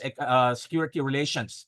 And of course, this is based on, again, we go back to the policy of his late father. Even during the time of the height of the Cold War, when, of course, the Philippines was negotiating with the United States in terms of renewing or amending the military bases agreement of 1947, but at the same time making inroads in establishing diplomatic relations with China and the Soviet Union, then there was an effort again to be the balancer, to basically position the Philippines in the middle. Of course, and this is based on a geographic reality. The Philippines is the only Southeast Asian country that, of course, can host significant American forward deployed forces. And basically, of course, this is seen as a leverage to try to manage, or in a way also manage and try to, of course, what is the term for this? A modified Chinese aggressive behavior, Chinese expansionist behavior in the West Philippine Sea, and also more significantly, not only in the West Philippine Sea, South China Sea, but also vis-a-vis Taiwan. But of course, Chinese expansionism, coercive action, and possibly what transpired when President Marcos visited Beijing in January 2023, basically made President Marcos realize that there's simply no point in trying to continue the appeasement policy of the Duterte administration, simply because from the perspective of China, once we control your pocket in terms of your economic relations, we would have to control your entire soul and body. So Chinese goal is not simply to cut the deal. China's purpose is simply a matter of subjugation. So this basically compelled President Marcos to more or less modify his balanced approach, and of course adopted a policy of shifting. Let me just breeze through the policy of hard balancing. So, of course, the decision to continue the AP modernization program, revitalizing the Philippine-U.S. alliance, and of course, fostering security engagement, of course, with other U.S. allies. I'll just of course, this is based on the reality that with its limited military capabilities, the Philippines has no choice but to leverage its alliance and security partnership with the U.S. and other American allies to provide deterrence against, of course, external oppression in the form of Chinese maritime expansion in the West-South China Sea. West Philippine Sea, South China Sea. Let me just pass through this portion where we talk about the evolution. rather, let me go straight to what is the comprehensive archipelagic defense concept is all about. So in a nutshell, we'll go through what is CADC all about. Although, interestingly, the Department of National Defense has not really come out with a comprehensive document on what is CADC all about. My understanding of CADC is based, of course, on the various speeches delivered by Secretary Gibo Teodoro. So in a way, this is a new defense concept aims to project the country's military power to the country's 200 nautical miles exclusive economic zone. This is, of course, a break from the going back, of course, in the 1930s when the Philippines was still a territory of the United States, a break from the original policy of simply focusing on the defense of the island, specifically Luzon, but rather what we call a forward projection of the military, Philippine military capability into its exclusive economic zone. And of course, this is based, CADC is based on the fact that the Philippines as an archipelagic country has limited land mass, and of course, as population increasing, there's a need to basically tap the resources in its maritime domain. But of course, the key challenge on Manila's ability to tap those resources is the fact that China's expansive claim, the 10-dash line, had of course prevented the Philippines from, even serving and accessing 85% of its exclusive economic zone in the West Philippine Sea, South China Sea. Let me just breeze through this. So CADC's goal is a medium-term goal is to project the Armed Forces of the Philippines capability, of course, to the country's exclusive economic zone and adopt a policy of what you call developing strategic depth rather than, of course, a policy of exchanging territory in for time. Rather, it's more, of course, based on a more proactive strategic vision, developing strategic depth to enhance the defense of the entire archipelagic territory, meaning not only the islands, but of course the internal waters, the archipelagic waters, and the exclusive economic zone. Of course, CADC requires the Armed Forces of the Philippines to develop capabilities for awareness, access, control of its maritime territory, including, of course, joint forces to able to neutralize approach kinetic and not kinetic threats. Requires CADC to develop maritime domain awareness system, and of course, developing the Armed Forces of the Philippines maritime and air defense capabilities. So, of course, it's a major undertaking to develop the country's overall resources and capabilities in assuming a comprehensive archipelagic defense approach. The CADC also emphasized the need for the Philippines to leverage on its alliance and other security partners like Japan, Australia, South Korea, and even India. The long-term goal of CADC is, of course, to guarantee unimpeded peaceful exploration and resources in the exclusive economic zone. This move, of course, are directed at strengthening the Philippines' diplomatic strategic posture vis-a-vis Chinese maritime expansion. But of course, in the long run, this inferred a comprehensive, defiant, and long-term grand strategy against Chinese maritime expansion in the West Philippine Sea. Now, let me just go into my conclusion. So what are the key points when we talk about CADC? What does CADC basically provides in terms of a grand strategy that probably would be the legacy of the Marcos administration, hoping for a fact that we might have another Rodrigo Duterte in the future. Number one, of course, an emphasis on the geographic fact that the Philippines is an archipelagic country whose landmass is limited while the nation is, of course, it's increasing and generating the need for resources. There's, of course, also a clear understanding that China's maritime expansion constitute a clear and present danger to Philippine national security. There's also recognition that the policy should be geared at maintaining the status quo in the West Philippine Sea, South China Sea, to basically prevent China from affecting its expansive expansion into the West Philippine Sea, South China Sea, ensuring that the South China Sea remains a sea common to all. Of course, also clear acknowledgement of the urgency, of shifting the focus of the Philippine military away from internal security to territorial defense, specifically developing the capabilities for archipelagic defense. Also, recognition and urgency of fostering alliance with the U.S. Of course, this policy has an implication as a cost. I have noticed among my ASEAN colleagues that several of our ASEAN partners are not very happy with what they perceive as a very confrontational approach vis-a-vis China. So I have to take into account this, what I would call the collateral consequences of this policy. Among the Southeast Asian countries, the Philippines is the only country considering China's naval expansion in the South China Sea as an existential threat to its national security.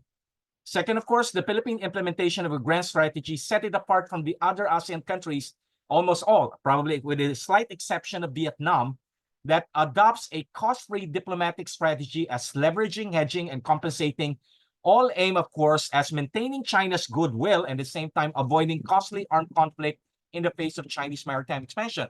Of course, in the case of the Philippines have basically adopted grand strategies based, of course, on balancing, appeasement, and of course, right now, CADC.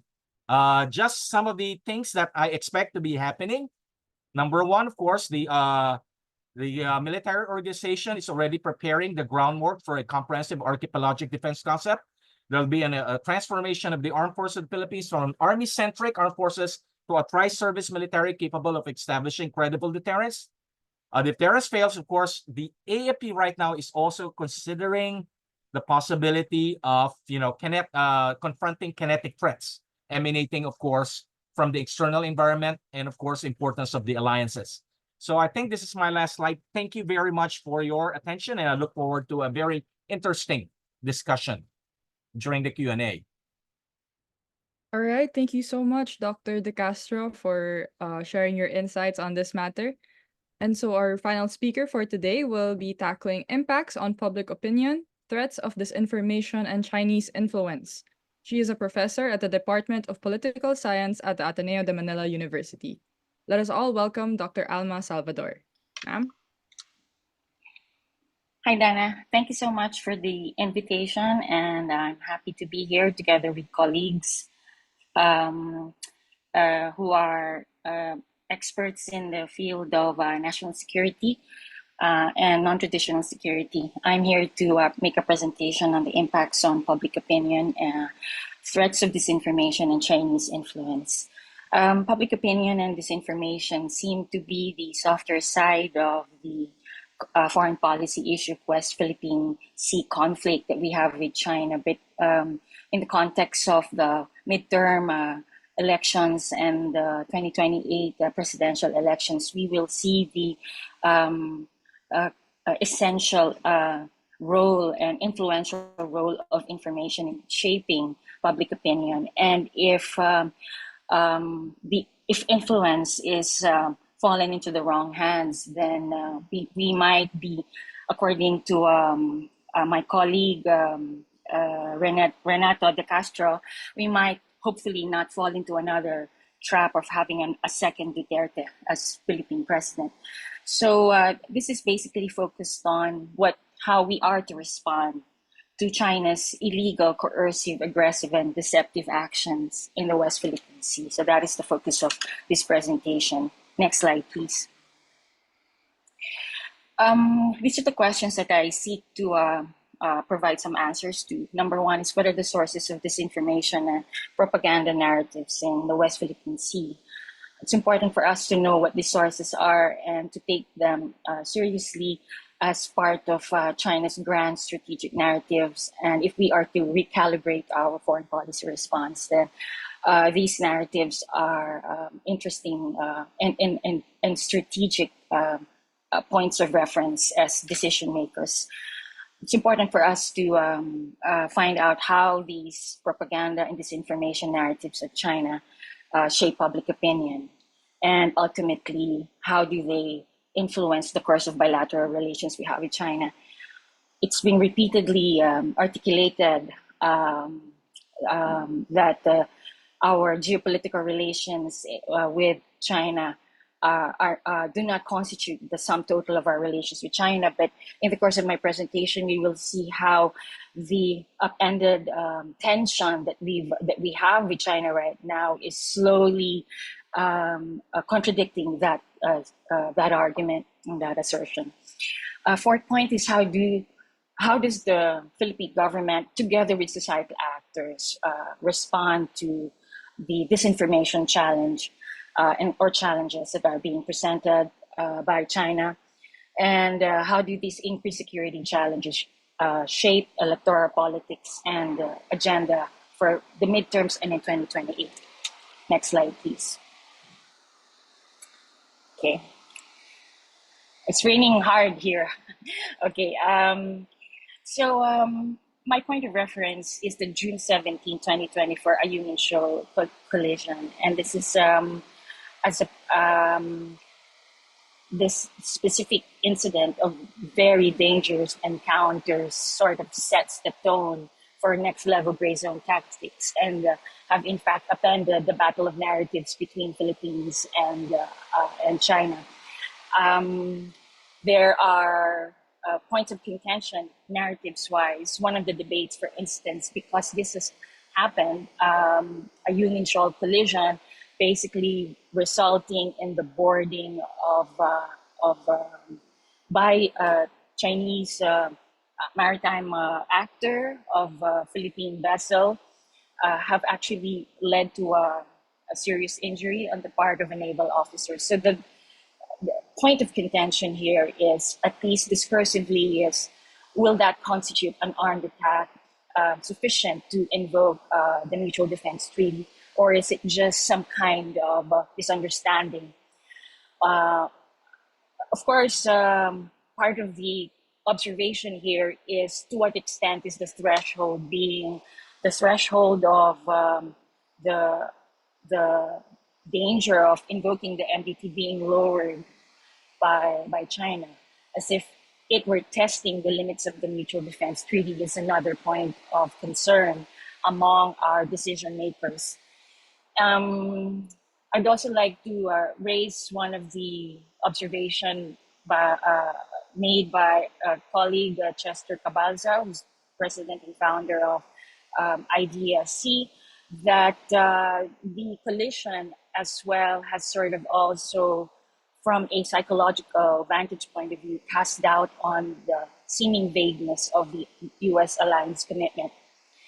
Now, it's also interesting to look at the extent to which our military has refrained the gray zone tactics that they're trying to manage right now, because that is the current set of affairs in the West Philippine Sea, that the gray zone tactics are now being reframed as illegal, coercive, aggressive, and deceptive, which in effect sort of blurs the line, or in fact removes the ambiguity between coercive short of war tactics and armed attack.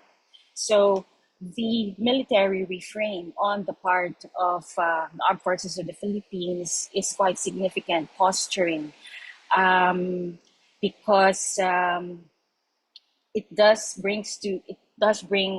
highlight the way by which the military and the Philippine government is sort of posturing or reposturing in order to present a more recalibrated response to the West Philippine Sea conflict.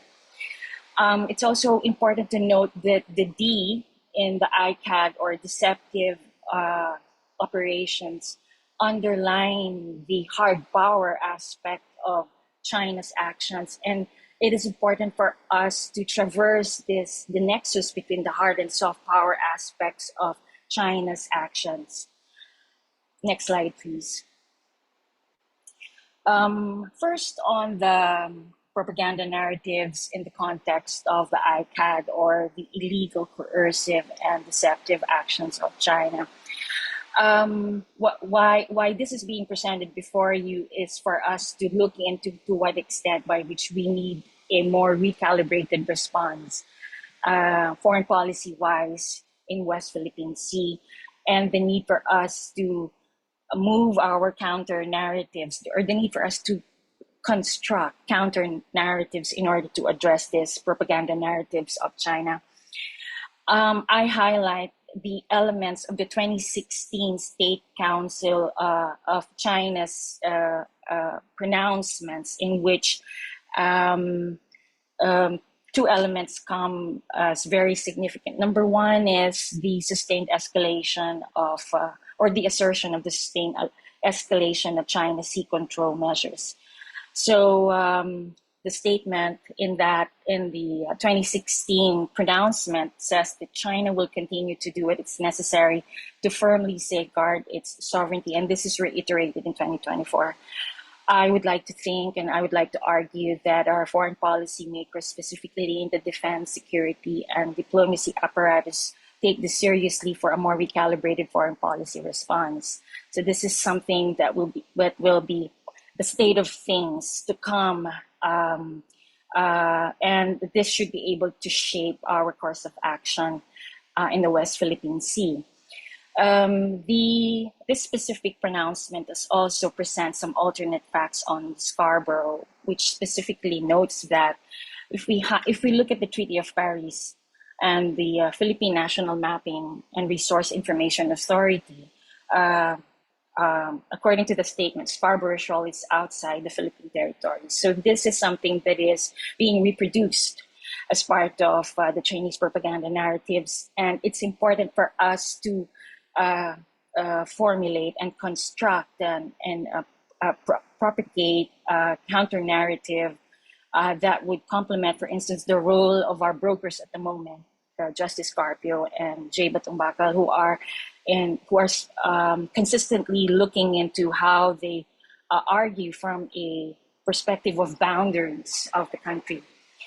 Another element is the presentation of the alternate facts on Ayungin Shoal. So the gentleman's agreement that is being presented in 2024 is further harks back from this 2016 pronouncement or statement in which China emphasizes that there was indeed a broken commitment, broken promise to tow away the facility at the Ayungin Shoal, and that was basically undertaken by our political elites at the defense, state, and Office of the President offices. And of course, the latest agreement narrative on the part of China shows domestic divisions that is very dangerous to our social cohesion. So we've looked into the propaganda narratives as sources of this information that we need to take into consideration if we are to come up with a more recalibrated foreign policy response. Next slide, please. Now, the D, as I have earlier said, is part of the military reframe of the gray zone tactics of China, and it signifies the military's and the civilian or Coast Guard's recognition of the role of China's sharp power, that which underpins the South China Sea actions. China's actions in the West Philippine Sea. All of these put into perspective has contributed to a very low public trust rating on China, in which in the latest survey 2024, 76% of the respondents considered China as the country's greatest threat. The impact of which is the subject of my discussion, which is the securitization of our bilateral and people-to-people relations. Next slide, please. Now, what we mean by the securitization of our other relations with China.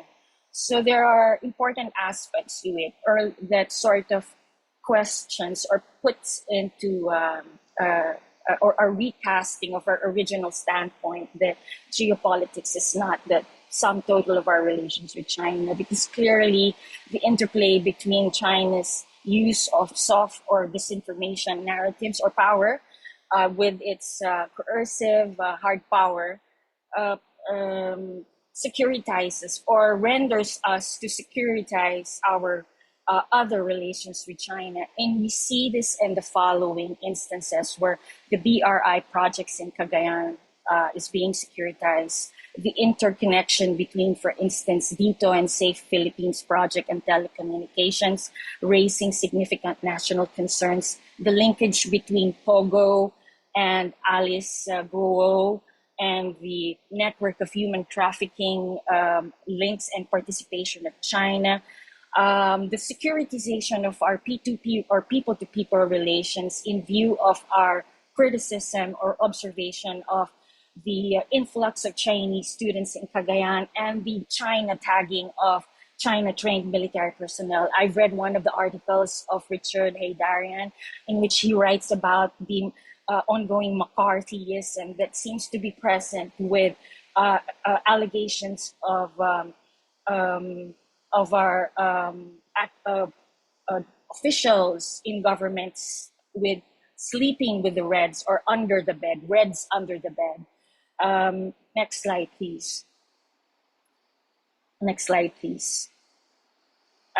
Therefore, I propose some of the points here as part of our recalibrated response and as part, of course, of the requirements of the context and agenda setting for the midterm and the 2028 elections.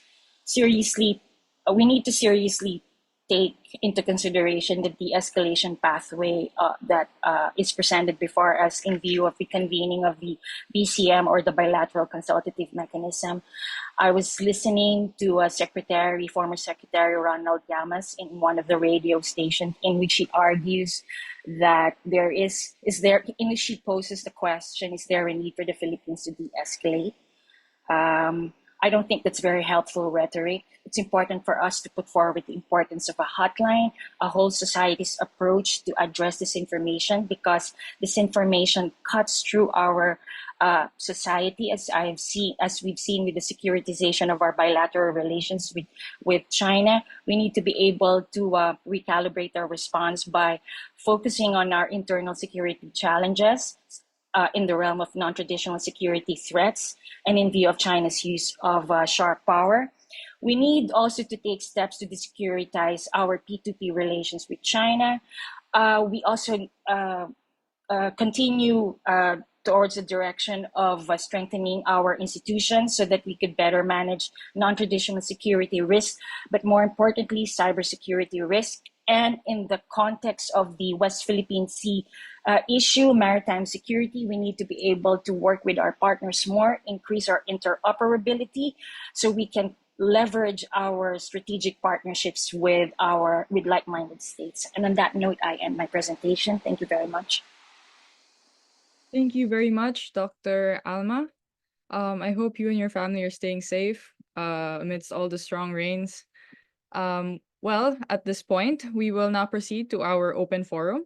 So I would like to encourage our speakers who are still with us in this call to please open your cameras if it is possible. So Dr. Kiko Magno, Dr. Renato De Castro, Dr. Alma Salvador, and if Mr. Richard Hidarian is still with us in this call.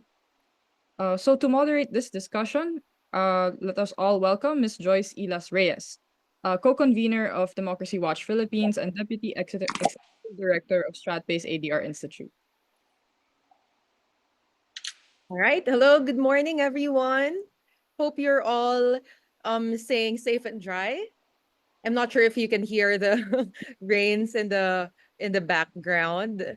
I could hear the rains during Dr. Alma's presentation earlier. So we hope everyone's safe, even our participants. Hope you're all staying safe and dry today. So to proceed to our open forum, I think Richard, I was just messaging with Richard. He said that he will just find a quiet space in the airport and will be back to join us again in the open forum in a bit. Dr. Rene, you want to answer the question in the Q&A? Is that why No, you're I have a burning question addressed to Andrew. Okay. Sir, unfortunately, Okay. Sir Andrew Masigan had to leave to Okay. go to a previous appointment. So Okay. to another appointment. But Okay. is this economic related? It's an economic, yeah. Okay. Okay. Okay. Actually, I do have several economic related questions as well for Sir Andrew Masigan, but maybe I'm not sure. Dr. Kiko, will you be able to answer some questions, politics, economics related?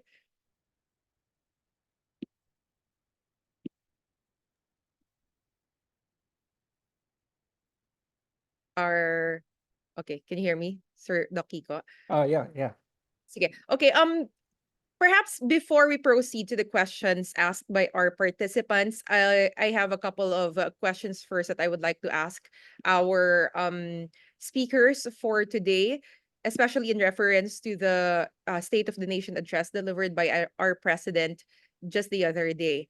So my first question is actually a two-pronged question for everyone. I think Richard is already here. Richard, can you hear us? Yes, yes, I'm listening. Yeah. Okay. So I have my question for everyone is what do you think, considering the last 2 years of the Marcos Jr. administration and looking into this year until the 2025 elections, what do you think are the biggest or most important challenges or issues in the country today? And the second quick follow-up question to that would be, how big of a role will these issues play in the 2025 midterm elections? Like, for example, do you think these will be considered as election issues? Will people vote for candidates based on these issues? What do you think? Maybe we can start with Doc Doc Rene. Would you like to answer the question first? Based on the speech delivered by the president, I think the primary concern will still be economic issues, basic issues that, of course, affect the ordinary Filipinos. Like, for example, at the onset of his speech, he focused on agriculture, and of course, also linked with infrastructure, education, power generation. So I think the main issue will still be basic. That is, of course, something that is linked with, of course, the well-being and welfare of ordinary Filipinos. But of course, again, we might not be interested in security or foreign affairs issue, but once, of course, it happens, it will definitely affect us. So at this point in time, based, of course, on the what I would call the popular clamor and what basically the nation demands, it will be primarily economic. And primarily, of course, I would emphasize the need to manage inflation, which, of course, easier said than done. I'm not an economist, so I cannot tackle this issue. I hope Andrew is still here and he will be the best person to address this issue, this burning issue that is, of course, economic. And the issue that I would like to ask Andrew is, of course, what will be the economic impact of President Marcos' decision to shut down all the POGOs here in the Philippines? That's my question as well, actually, for Sir Andrew, but unfortunately, he won't be able to join us anymore. Dr. Kiko, would you like to also answer the question, please? What do you think are the biggest or most important challenges or issues in the country, in the last 2 years and perhaps even until next year? Okay, the key issues are fairly the same. It's about inflation, jobs, and so my discussion focused on environmental resources, and water resources are connected to agricultural production, especially because our agricultural production relies a lot on rain-fed and water. But what we need is investments in water infrastructure, and also to strengthen water governance arrangements. But unfortunately, that was not discussed by the president during SONA. What they discussed were two irrigation infrastructure projects. But just the same, that is linked to agricultural production. So I think those are key issues that are very much important, given that it has been identified as a key concerns of our people. If you look at the survey of Pulse Asia, concern for the environment is usually below, right? Below 10%. But it's all because the way people check or tick their concerns is basically, it's not in an integrated fashion. But if we look together the importance of natural and environmental resources, then it becomes very significant, especially climate change and disaster preparedness. Even if we have good production and then you have the disasters, then we have to really invest on disaster resilience. So Yeah, what is important is to have a very integrative approach. I was not able to explain the last slide very much, but that last slide I presented was the audit, financial audit made by the Commission on Audit regarding the use of disaster risk reduction and preparedness funds and management funds.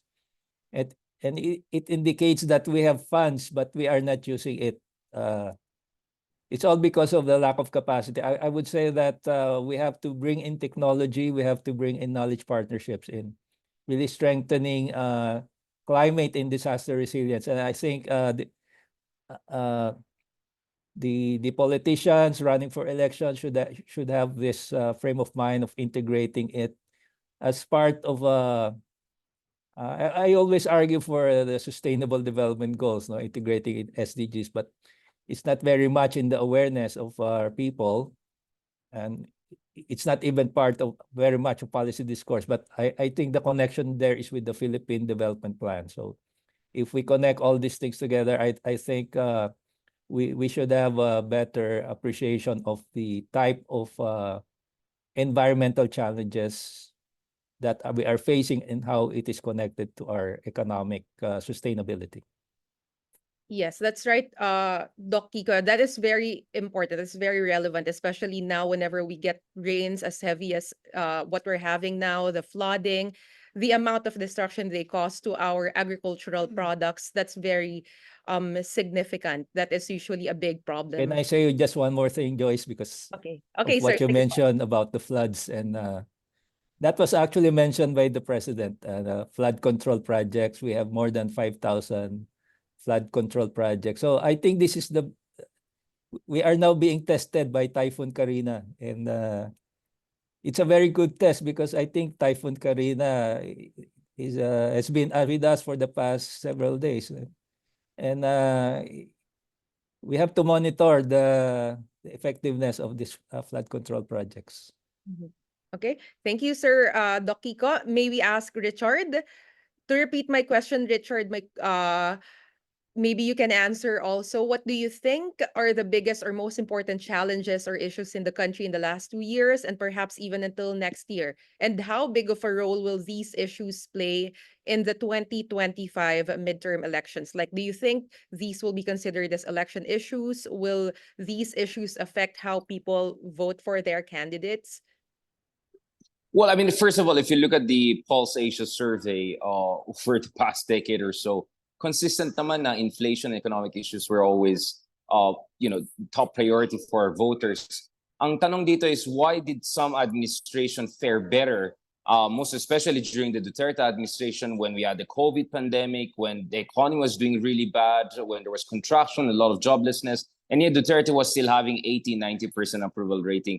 I think the better answer to that would be, first of all, expectation management, and then at the same time, perspective. So for instance, the Duterte administration did a very good job of, I'm talking about politics and PR, good job of putting things into perspective. So whenever people will complain about recession, or they'll say, well, it's worse in other countries.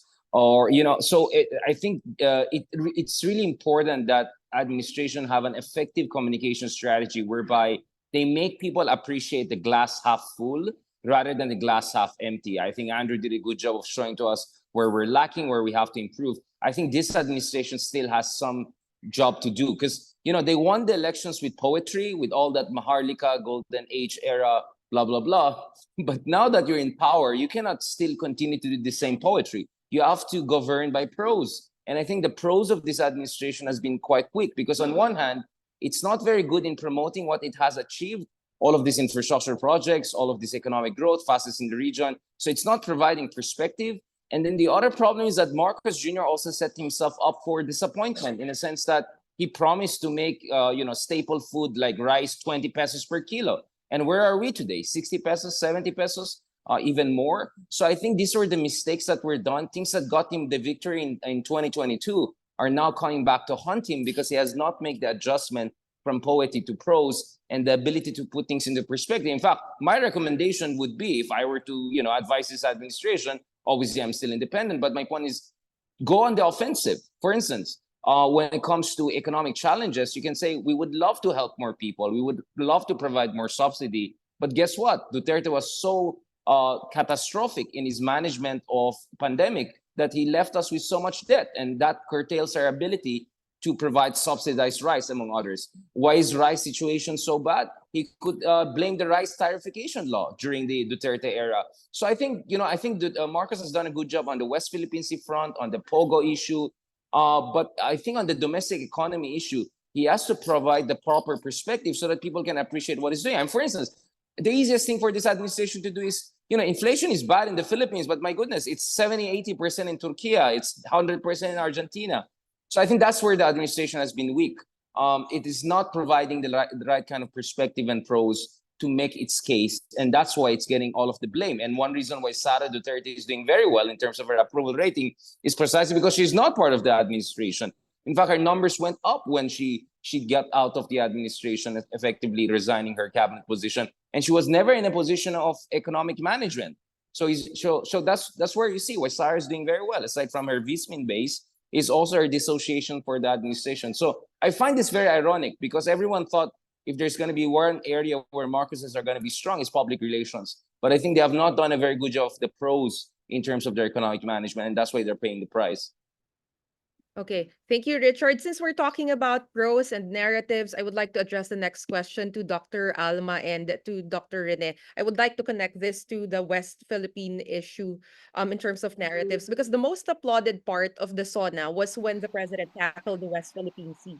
He delivered really strong words. He said, ang West Philippine Sea ay hindi kathang-isip, natin lamang, ito ay atin, or the West Philippine Sea is not just a figment of our imagination, it is ours. And then he thanked the armed forces of the Philippines, and the Philippine Coast Guard, and even the fisher folks who served as frontliners in facing China's aggressive actions. Even to the point of I don't know if you heard that, his voice even quivered while he was thanking the fisher folks and our military men and the Coast Guard for their vigilance and sacrifice. And he got another standing ovation for that. So to Dr. Alma and to Dr. Rene, maybe even Richard can also answer this. One of the disinformation narratives being propagated about the West Philippine Sea is that only a small percentage of Filipinos are concerned about what's happening in that side of our country.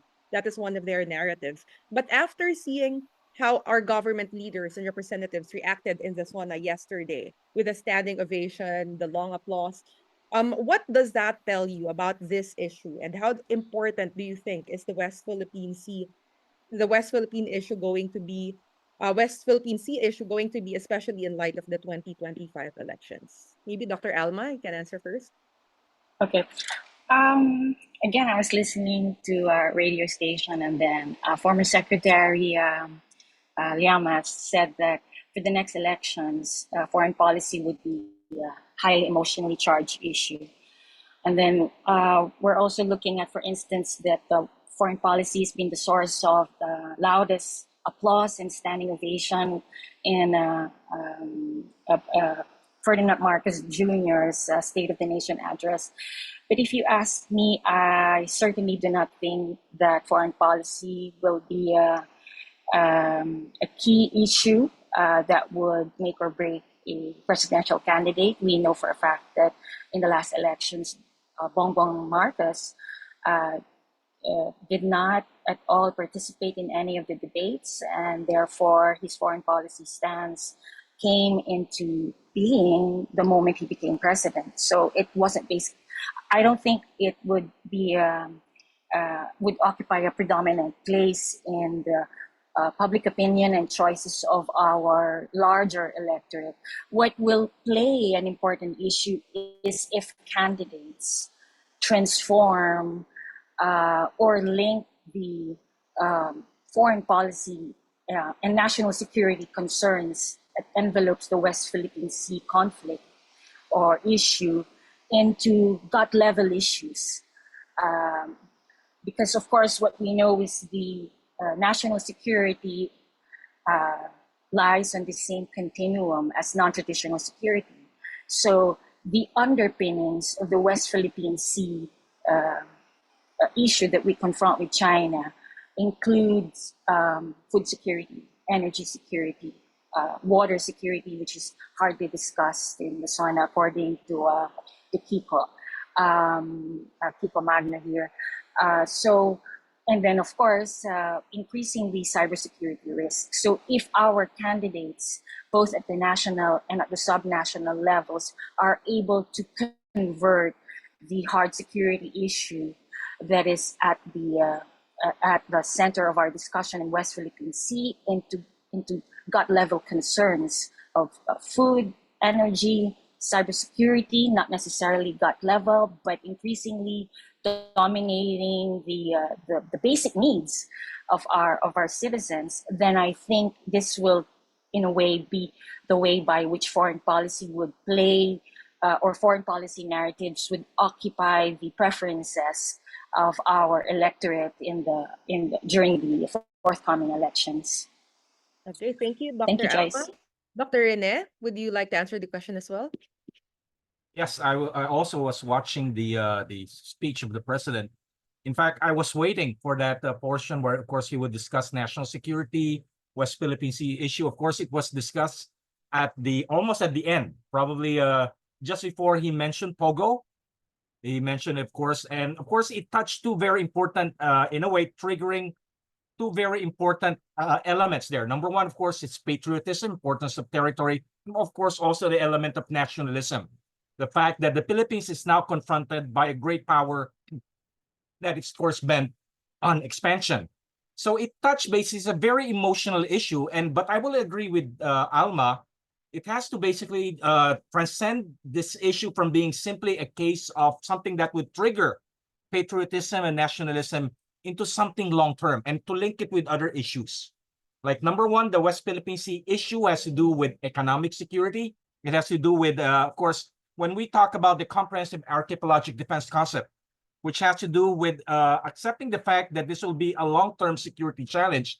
And of course, this was raised by the president when he said that this issue is not only for this generation, it's future or for future generations of Filipino. That's why we have to make a stand. So in a way, this would require, of course, a comprehensive long-term strategy that will have to be linked, number one, with economic security. Going back to what Andrew mentioned, it's very important that we link it, we generate a sense of urgency, national urgency, that, of course, we are confronted with a long-term threat. We have to put our house into order. You know, if you look at the developments example of countries like Taiwan, South Korea, even Japan, those countries developed because they developed under the shadow of a threat, you know, during the Cold War. This is something that basically would entail a long-term strategy, not only in terms of actual security strategy, but also in terms of the narrative. But then, of course, when it comes to the issue of politics, I agree with Alma that this might not, in normal situation, foreign policy might not be a case of an issue during election, but given the division between the Duterte and the Marcoses, this might be an issue. This may be a defining moment on basically how the Marcoses would try to basically unravel the hold of the Duterte, linking, of course, the Duterte, and of course, whoever would be linked with Duterte, with what we call the pro-China group in the Philippines, and of course, the administration basically presenting the nationalist and the patriotic narrative, basically what we call the pro-Chinese narrative or the appeasement narrative of the former administration. Let's see. You know, a lot of things might happen during this election, and some people are already setting the stage. You have some NGOs saying, these are the people who are pro-Pogo and happy to be also pro-China, basically making the people aware that when it comes to the election, they have to make the right choices. We cannot, as I mentioned earlier, we cannot afford another Duterte type senator or even, of course, president in 2028. Okay. Thank you, Dr. Rene. Just one more question from my end before I ask the questions of our participants, and I would like to address this to Richard and Doc Alma again, and maybe to Doc Rene, because this is about Pogo. You have been mentioning about Pogo several minutes ago. Another applauded moment during the sauna was when the president announced that all Pogos are going to be banned or are banned effective during sauna day. He said that he heard the loud cries of the Filipino people against pogos. That's how he made the decision. That's why he made the decision. And he said that grave abuse and disrespect to our system of laws must stop. So my question is, what do you think of this proclamation? How important is this issue going to be in light of the 2025 elections? And perhaps how detrimental really is the presence of pogos here in our country? Maybe Richard, would you like to start? Yeah, going back again to the narrative, I mean, obviously, if you ask people, remember, the question is, what are the most urgent issues? So I think nowhere on earth can you imagine that people will identify a foreign policy issue as a most urgent issue, especially when you're in the midst of cost of living crisis and vast majority of your population is under poverty line or close to poverty line. So I think where the disinformation comes in is to say only few people care about West Philippine Sea. That is absolutely not true, right? So if you look at the surveys, super majority of Filipinos want us to take a tougher stance. And then every time there's a news of massive bullying from China, the amount of popular attention and anger at China is just beyond anything that all of these pro-China people are trying to appreciate. So I think we have to be very clear that yes, it's not one of the most urgent issues, but it is emotionally charged. And if you, speaking of linkage, if you embed it or nest it in a bigger narrative about corruption, crime, treason, when you put it in that context, I think the West Philippines issue can be a more politically potent point, not only in the upcoming elections, but also for the administration. So if you look at the highlights of his speeches, it was Pogo, it has to do with China. And we know that when it comes to Pogos, this is the main legacy of the former administration, Duterte's presidency, right? And then West Philippine Sea, again, this is another point of departure. So I think the challenge, or rather the opportunity for the Marcos administration is how to nest the West Philippine Sea issue also in the Pogo issue, i.e., crime, criminality, fake mayors, espionage, other sorts of national security threats, and then, of course, also add the element of economic security, food security. So West Philippine Sea alone as a foreign policy issue may not be a top priority, but if you nest it in a package narrative that puts all of those elements together, it makes it more resonating with people, and more importantly, it makes it more politically potent heading into the elections next year. Okay, thank you, Richard. Dr. Alma, how you mentioned Pogo in your presentation, how detrimental is the presence of Pogos here in the country, especially as a threat to our democracy and national security?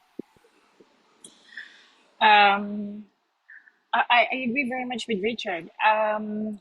So nesting is important. So and insofar as nesting is concerned, I think I have to go back to the point where we have to nest the West Philippine Sea issues and its associated concerns on our domestic institutions. And I think this is also the same kind of direction with some of our colleagues and former military colleagues who's now in the Ateneo School of Government, Admiral Romel Ong keeps on saying in a lot of his presentations that perhaps we need to look beyond the West Philippine Sea and look at, for instance, the notion of, and perhaps we also even have to look beyond the idea of foreign interference. So I think by focusing too much on foreign interference or Chinese influence operations, then there's a tendency for our decision makers to have a scapegoat. So in the context of the POGOs, I think the real question here is our institutional capacity to regulate whatever comes into our country, especially their foreign investments. We need to be able to regulate gambling, for instance, online gambling, so that they do not mutate to include scam centers, for instance, that are hubs for human trafficking, because we've had the POGOs since 2013. But then over time, the influx of the scam-related online centers has happened in view of the weak institutions that we have in terms of our immigration capacity, for instance, our institutions to grant licenses to these bodies. So I think we need to go back to these real concerns and not simply turn to the notions of Chinese influence operatives as a scapegoat, so that in crafting our decisions and our policies. Okay, Thanks, thank Jai. you. Dr. Rene, would you like to add on that? Why, Well, how detrimental is the presence of POGOs here in the country, sir? Well, I'll go beyond the issue of crime or social issues related it. I'll go to the issue basically of national identity. If you go to areas where you have pogos and the residents of the Chinese workers there and their shops, they create an enclave within Philippine society. You just go to a restaurant that, of course, Chinese restaurant that caters to those working with pogos or supermarkets. You enter into a totally different world. You cannot read the menu. The products are totally different. So it generates what I call a national identity crisis, not also in terms also of what I call criminal justice system. You have certain areas, for example, in Pasay, where the police could not enter because that's basically an enclave. Or even the Chinese government, of course, again, this is a less seen issue. The issue of Pogo is also an irritant in terms of Philippine-China diplomatic relation. Although you have allegations of the fact that the Pogo work hand in hand with key members of the Communist Party of China, of course, the Chinese government view is that it's triggering a social problem in China in terms of the gambling, because gambling is not allowed in China, but we basically allow those Pogos to operate here and, of course, conduct their illegal activity operating from here into China. So I look at it in terms of two issues. Number one, an issue in terms of national identity issue, and of course also an issue despite our problems with China, going back to the rhetoric, the mantra of many of our leaders. The West Philippine Sea issue is not the sum total of Philippine-China relation. Again, when I was interviewed the Pogo, I said this might be something good in terms of Philippine-China relation. This removes a major irritant in our relationship with China. Okay, thank you very much, Dr. Rene. I'll now go to the questions sent. We have several questions here from our participants. And just to connect to the POGO discussion, we have a question from Sam Beltran. She said, there are concerns that the banning of POGOs will just lead to these facilities to go further underground or simply rebrand themselves as another variation of internet gaming licenses. I've been seeing this online as well, which may make the tracking of illicit activities associated with POGOs even more difficult. What can the Marcos government do to further ensure that POGOs will truly remain prohibited in the country and curb these activities, including the acquisition of falsified documents by Chinese nationals? Who would like to address the question? Maybe Richard, do you have an answer, or Dr. Alma?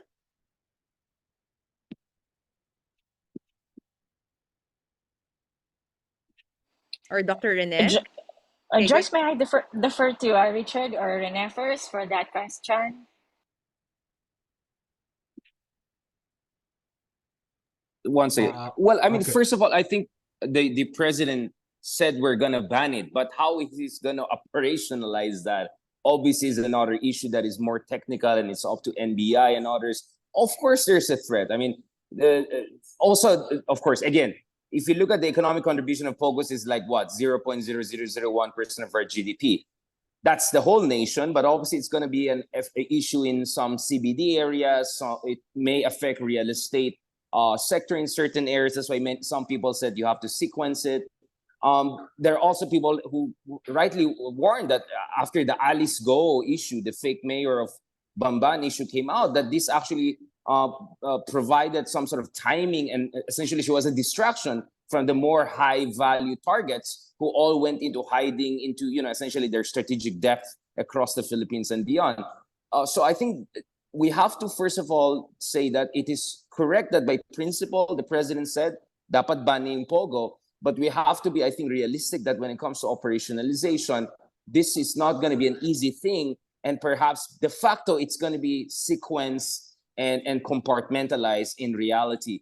And therefore, I think the Pogo issue, we really have to have a long-term solution to these issues, because I think it also reflects more fundamental problems. So for instance, how can we have a lot of Pogos And how come these pogos easily get involved in criminal activities? And how come people who are involved in pogos end up as mayors? Well, that's because we have problems perhaps with how birth certificates are processed. We have problems with how easily passports are acquired by certain people. And that has implication for the integrity of our documents. So I would also worry about our OFWs, for instance. If it looks like it's so easy that anyone can get a Filipino passport, that has grave implications. So I'm not saying it was easy, but I think that was just a first step in a journey of 1,000 miles, if I were to use the Chinese proverb, that banning Pogo as a matter of principle is just the beginning of a very complicated, multi-layered process that has both law enforcement and at the same time bureaucratic reform aspects, including cleaning up the regulations around late filing of birth certificates. I think we shouldn't allow for birth certificates to be easily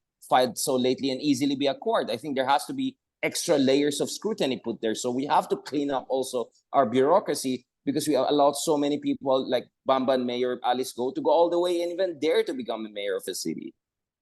Yeah, that Alice Go issue really opened a can of worms, no? Ang daming kailangang ayusin. Dr. Rene, would you like to add on that? Just a few points, no? Number one, of course, what the president can do. I think he already mentioned this during his speech. He's instructed PAGCOR to cancel all the franchises issues to POGOs. I think the key point here is that we have to understand those POGOs are operated by a transnational criminal organization. Just make the condition kind of hostile to them, they could transfer elsewhere. They will not stick it out. They will not try to go underground, making their costs more expensive, because actually it's very difficult to hide a POGO operation here. The major challenge, of course, is the fact that I read some articles that some Filipinos who have worked in POGOs have established local version of the POGOs. So a number of Filipinos have emulated the system. They have conducted their own operation towards China, but they're owned by Filipinos because the technology has been passed on to Filipinos. So this is another challenging matter. So I guess at this point in time, we're only targeting the POGOs that are owned by the transnational criminal networks.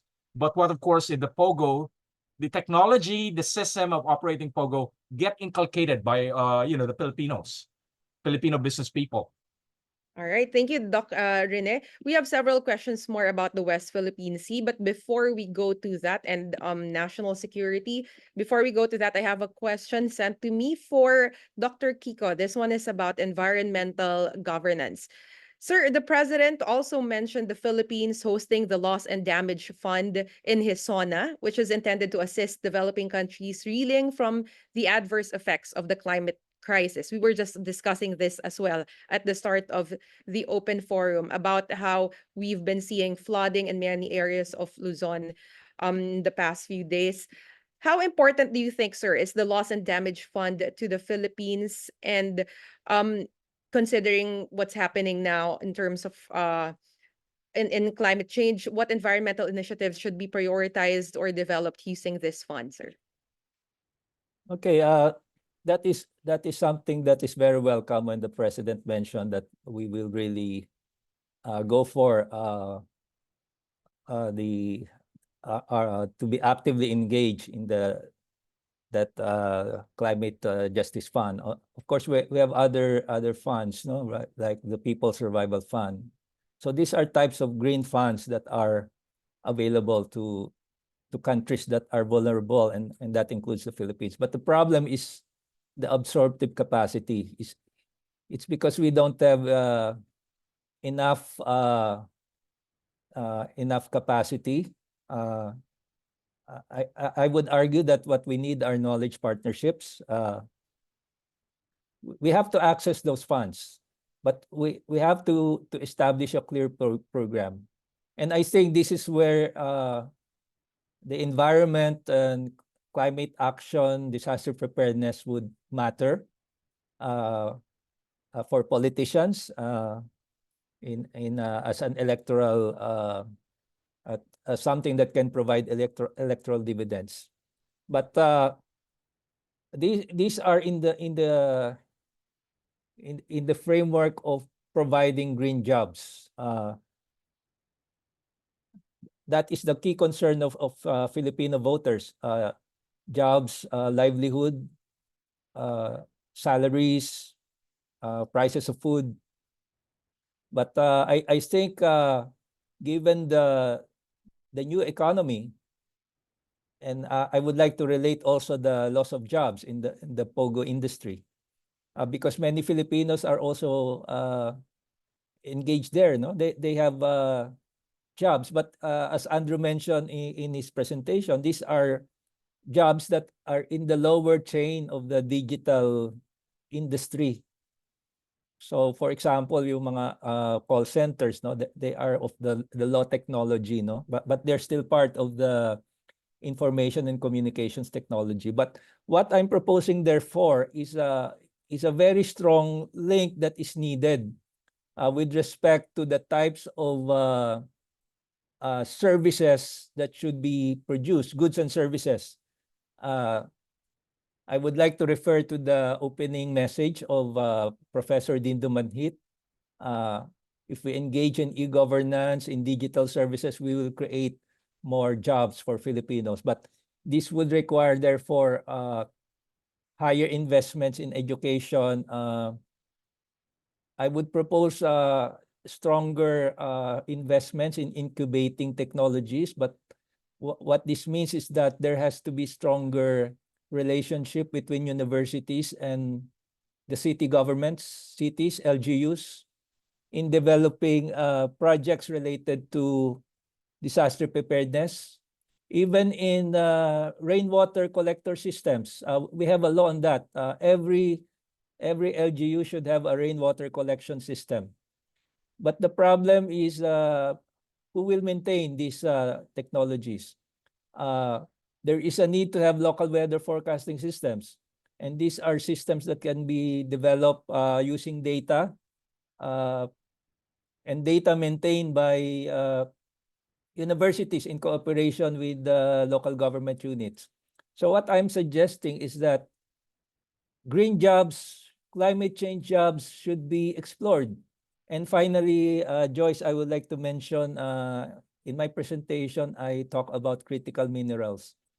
And because that's part of the Paris Agreement to transition towards renewable energy. And so what we're doing is we have not been actually tapping our mineral resources. But we do export, for example, nickel to China. But because of the meeting between the Philippines, Japan, and the United States, there is an agreement to cooperate better on renewable energy so that nickel, for example, can be processed in the Philippines instead of exporting it, but then have a linkage with the renewable energy industry. So in fact, what we are creating is a circular economy, an economic value chain that will create more jobs. And these sectors would be in the renewable energy sector, in the green circular economy sector, in the climate change and disaster preparedness sector. So let's turn around our reputation as a top 3 country in disasters. And after all, this is part of the new normal? We are really facing disasters, but why not develop technologies that will make us more resilient and provide more jobs to our citizens? Yes, very important. That's very relevant and timely, Dr. Kiko. Thank you for your answer. We have another question from our participant. This is related to what we have been discussing also about, I think this is connected to Pogo as well, and narratives. This is from Gian Libot. He is asking, while our narratives are being scrutinized and monitored are focused on maritime incidents, knowing full well that threats are no longer just kinetic but have crossed digital and influence, should the Philippine government and other institutions come out more openly about undue influence by foreign threats on our domestic politics, including domestic actors mirroring narratives from overseas?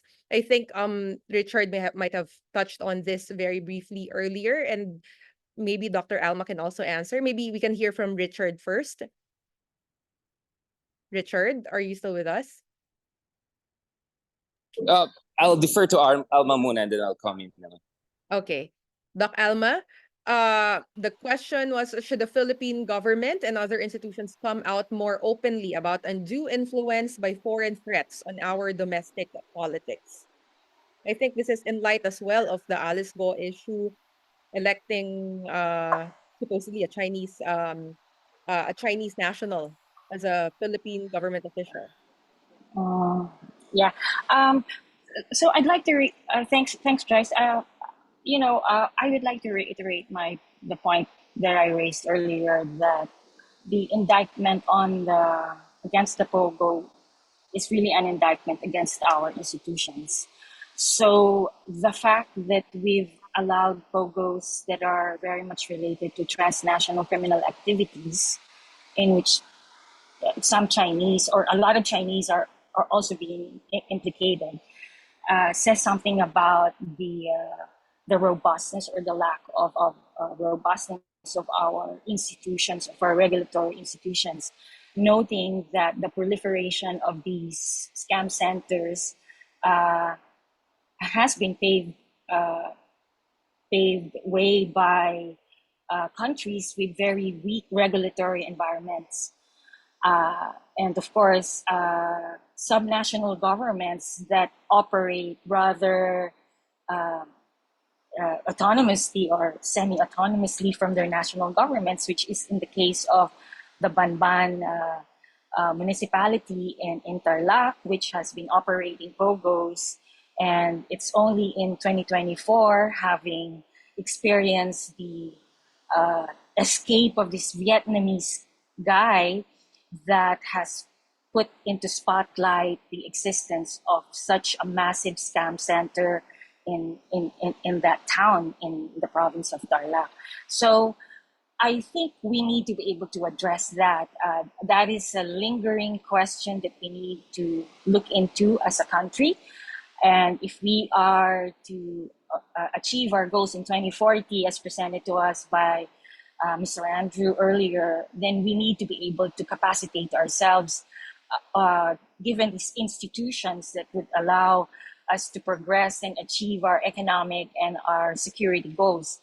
I also want to reiterate the point raised by Richard earlier, that we need to operationalize the ban that is associated, or that is announced by the president himself. What does the ban entail? Considering that there are scores of thousands of Filipinos whose livelihood securities will be affected as a result of the ban. So what are the directions involved? And I think the challenge is always there in our country being able to enforce our institutions. Thank you, Joyce. All right. Richard, would you like to add on that? Should the Philippine government and other institutions come out more openly about undue influence by foreign threats on our domestic politics? Richard, are you there? Or maybe Dr. Rene, would you like to address the question, sir? Should the Philippine government and other institutions come out more openly about undue influence by foreign threats on our domestic politics, I think including it's been started. Yeah, been started. I've attended a number of activities organized by the National Security Council, the Presidential Communication Office, that has to do with, of course, and even the Armed Forces of the Philippines, that has to do with, of course, informing the public about what we call malign influence operation. How do we have to deal with it? But of course, the most important way to address this issue is to educate our public, the Filipino people. The fact that, of course, as mentioned by my good friend from the University of the Philippines, Neil Silva, the competition between China and the Philippines and over the West Philippine Sea is also happening in what we call the cognitive realm. China is actively be conducting cognitive warfare, basically trying to change the narrative and, of course, what I call the psychological milieu of the Filipinos regarding this very important issue. The most important point, of course, is to inform our people how to be able to identify whether this information they're getting is a part of China's malign information warfare. As, of course, a very good case happened a couple of weeks ago when, of course, you have a ranking member of the legislation, who basically warned us about the Chinese hypersonic missiles, right? They're supposed to be directed against 9 or 25 targets here in the Philippines. So this is how brazen, how blatant Chinese influence the operation is being conducted, even at the highest office of the land. You know, I don't know whether she was being used by the Chinese or she's actively being part of this malign operation. But this is, of course, a wake-up call for us that it is happening actively here. And in some certain cases, it might involve ranking members of the government. All right. Thank you very much, Dr. Rene. Maybe you would like to answer as well. We have another question on foreign policy. This is from Sam Beltran. Or, well, I see Richard now. Richard, would you like to address the question first regarding foreign threats? Yeah, I mean, the good thing is, sorry, I just had to run because the airport is a mess right now. Well, I mean, when it comes to the Pogo issue, I mean, the good thing is when it comes to foreign influence issues, we're not alone. That we had other democracies like Australia, which was the first major democracy to deal with foreign influence operations. We have a blueprint from Australia. We have also a blueprint from neighboring Taiwan. So we're not alone in this, and many countries came before us. And these are democratic countries who have been able to preserve their basic freedoms and at the same time balance that against their national security consideration. I think ultimately the Pogo issue, the West Philippine Sea challenge, all of this should have been should be a wake-up call and a kind of a precursor for a whole of nation approach. We really should have a whole of nation approach. So I see more and more civil society engagement on these issues, the Ate and Ito convoy operations. We see more religious groups, the Catholic Church getting involved on this issue. So ako, feeling ko minsan we just have to give more time to our people and our nation to wake up, because for a very long time we were over-dependent on the United States. And then for almost 5 years, if not 6 years of Duterte's presidency, there was this constant, disinformation. There was this constant, all sorts of dissonance that was created by the former president. So I think we just have to give our country a little bit more time. But the goal should be a whole of a nation approach and a democratic whole of nation approach, which is what Taiwan has been doing very effectively, and also Australia and other major democracies have been also engaged in recent years. So we're not alone, and the blueprints are actually there. We just need a bit more time and proper replication of these good models out there. Okay, thank you, Richard. And going back to Dr. Rene, related to best practices from other countries or and relationship with other countries. Question by Sam Beltran: with the RAA with Japan underway and other countries such as France, Canada, and New Zealand considering their own defense agreements with the Philippines, how does this affect the country's standing on the global stage and position itself in its ability to influence diplomatic geopolitical affairs? And a quick follow-up to that, what other effects or benefits can we expect with the Philippines entering multiple defense ties with other countries, sir? Of course, we have to understand the context. Why we are signing a lot of security partnership arrangements.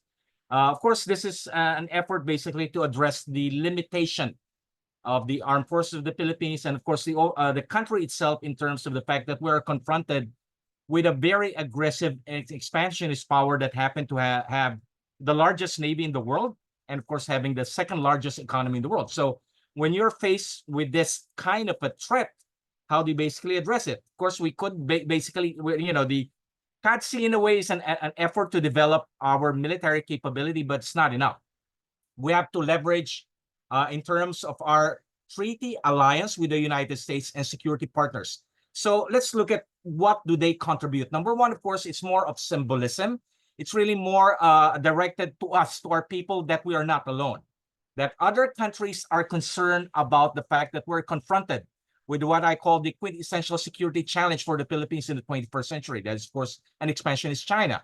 So number two, of course, in matter of symbolism. The other, of course, would be an element of training, joint training, possible limited security partnerships. Like, for example, in the case of Japan, Japan is very crucial primarily because of, number one, the proximity of Japan. Japan is also a very close economic partner, and the fact that both countries are middle powers.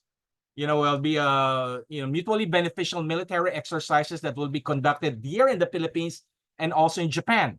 So this developed, of course, this exposed the Japanese in terms of the terrain here in Southeast Asia, and for the Philippine military to be exposed to what, the high level of technological development of the Japanese self-defense force. So there's an element there of training. There's also an element of deterrence. But of course, the most crucial part, and this is when we talk about alliance, of course, we have to understand we only have one treaty ally, and that's, of course, the United States. So the bottom line here, of course, but at this point in time, I can basically only think of the United States, Australia, and probably Japan.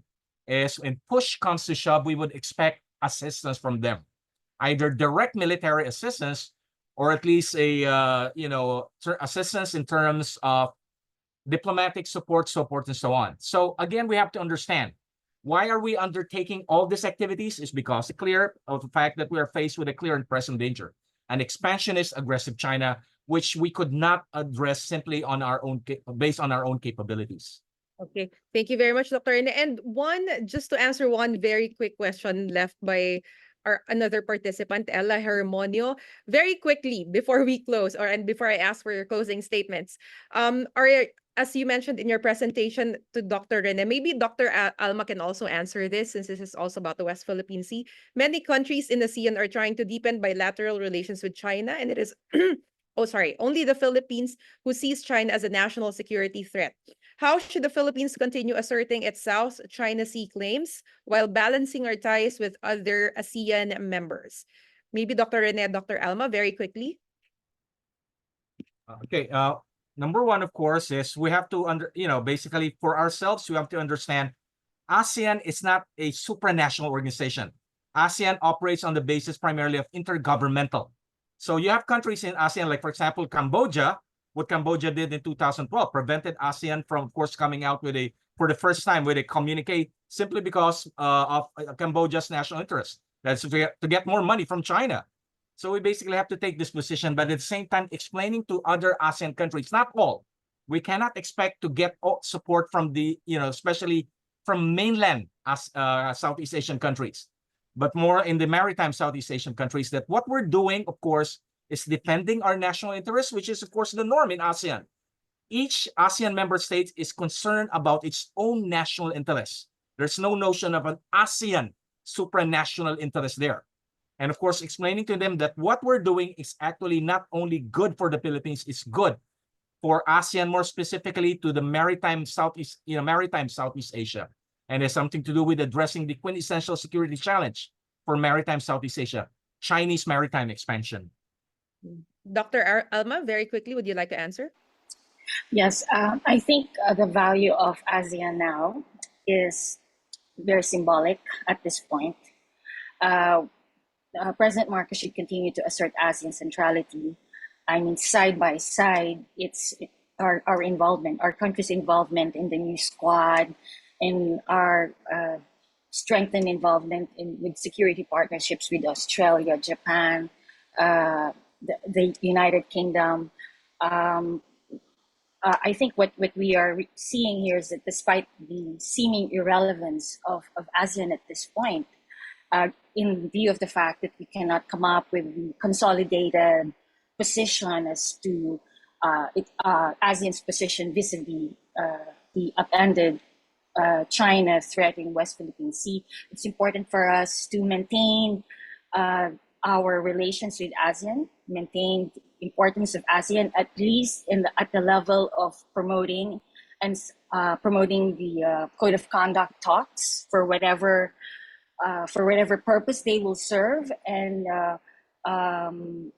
promoting supporters, greater support for the arbitral ruling, but more importantly, perhaps also looking at certain models from ASEAN, from our ASEAN partners, specifically from Vietnam, and how we can traverse this new environment of sustained sea control measures or actions on the part of China, given our alliance with the United States. So I see the importance of looking into our alliance commitments in the context of cultivating greater partnerships with like-minded states, such as, for instance, Japan, Canada, France, so that we can upend our interoperability, because we do have to recognize that, number one, we have to enhance our maritime presence given the existence of possibly two fronts now, given the inextricable link between the West Philippine Sea and the Taiwan conflict that is evolving at the moment. Second, the whole notion of reciprocal access is important, that our maritime security also relies on us and not necessarily and not totally on our alliance partners. So we need to be able to cultivate something that we can learn from our strategic partners. Thank you, Joyce. Thank you, Dr. Alma. And to close our discussion, I'd like to ask for just a closing statement from all our speakers. Perhaps maybe a reminder to the Filipino people as we enter another election season, as we enter another election year. We expect Filipinos to be bombarded with various narratives coming from different actors with their own pushing their own vested interests. What would you like to remind the Filipino people as we enter another election season, considering everything that we've discussed this morning? Maybe Richard, would you like to start? Yeah, I mean, I think first of all, we have to learn this kind of a mature political culture whereby we don't make opinions or votes based on tribal or narrow partisan interests. I think, it doesn't matter you voted for one president or not, you have to hold that president to account. And in the same, spirit, you may not like certain candidate or not, you may not like their party, but if that candidate stands for something that advances the Philippine national interest, whether it's in terms of our economic national interest or national security interest, you have to go and support for those kind of people. So I think what we lack in the Philippines is this kind of a culture of coalition building, this culture of critical thinking that goes beyond partisanship. I think we have had too much cancel culture and toxicity and polarization. So I hope in the upcoming elections, we send the right message, because of course the midterm elections is not the same as presidential elections. It's a referendum on the current administration. And at the same time, it's also a referendum on the alternatives to the current administration. So vote in ways that puts the right people in position of power, or at least signals to the right people that there is a future for them in politics. But more importantly, vote also in ways that signals to the right to the administration, which things are getting right and they have to continue with that, and perhaps what are the areas that they have to make adjustments. I know that sounds vague, but I think that's a first principle upon which we have to operate if we want to be mature citizens and contribute to a kind of a political culture that allows for good leadership, competent leadership to thrive. Okay, thank you, Richard. Doc Kiko? Our people are looking for jobs, and jobs that pay them well, for them to have a good quality of life. So the new jobs would be generated in the new economy, anchored on digital transformation, how we respond to climate change, and how to be resilient. So I would like our people and our politicians to be able to come up with programs that will address these new realities, how to create new jobs and how to harness technologies and foster knowledge partnerships and bring up the level of education and bring together key stakeholders, including universities, local government units, in coming up with new approaches to disaster resilience and disaster preparedness. Hi, thank you, Doc Kiko. Doc Rene, please. Okay, one thing positive about this current administration is the fact that it has alerted us to what I call the quintessential security challenge that the Philippines faces in the third decade of the 21st century. And that, of course, again, what has been raised earlier by the late President Benigno Aquino III, the fact that our challenge here, of course, is China. The current administration, in fact, had given more vigor, more attention, and more resources in addressing this issue. Well, of course, the key challenge here is, I basically see three major challenges. Number one, of course, to inform the Filipino public that this security issue would be generational. It will affect all of us. And not only the, our generation, but probably 2 or 3 more generations of Filipinos, because as President Marcos mentioned, when he was in Canberra last year, Our main competitor here, our main threat is powerful, determined, and of course has always rely on, incremental approach and achieving its goal. Number two is also an opportunity for us to develop national cohesion. Of course, you have malign operations happening here. You'll have an election that will be happening next year. So it's a chance for us to basically create a narrative that will unite us in face of this challenge. The third one, of course, is also to use this security challenge as an opportunity to put our house into order. And this was clearly raised by Andrew when he was talking about, of course, what will be the impact of the trilateral security partnerships that was formed last April. It's not only in terms of building up our defense capability, it's also an opportunity for us to develop industries and to transform our economy from that that's primarily service driven to one that is, of course, based on industry, manufacturing that could also enable us not only to manufacture the necessary weapon system for the armed forces of the Philippines, but of course push our country into a status of a middle income or a middle power in the 21st century. Thank you very much for your attention. Okay, thank you, Dr. Ne. And lastly, Dr. Alma, please.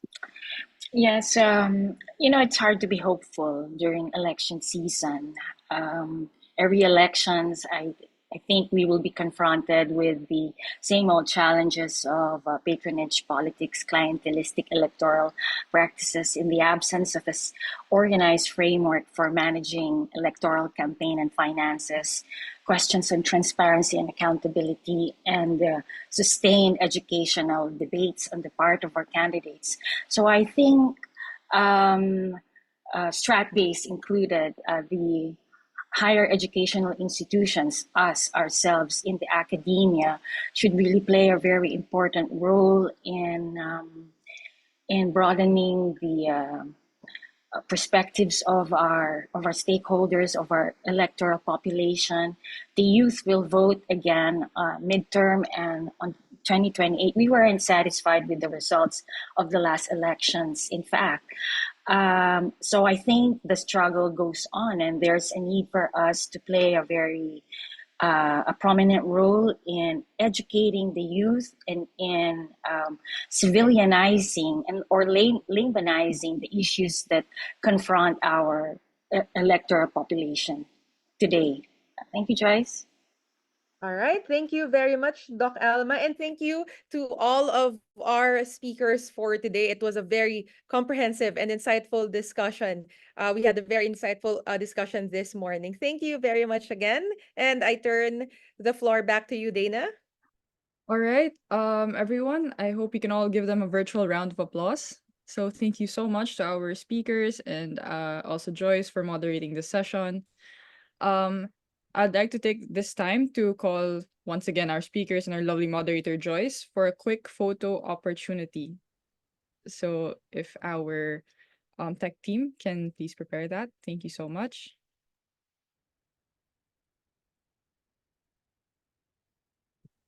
Okay. Is Richard still with us? Or he ran off to his flight na? Okay. we can edit that in. Edit Richard in. Okay. Smile.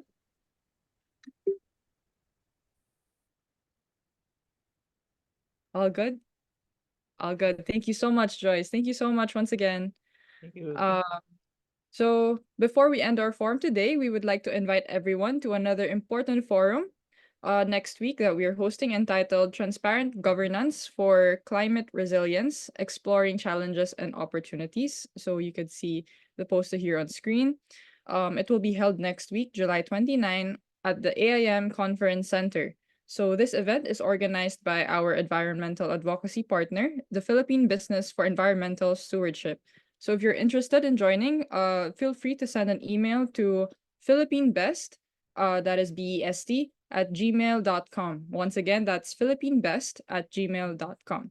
So we hope to see you there as well, and in person this time. So that ends our forum for today. Thank you very much once again to all of our speakers and to everyone who joined us here via Zoom and also through FB livestream. So I am Dana Dinsai, the Chief of Staff of Stratbase Group. Have a good rest of the day, everyone.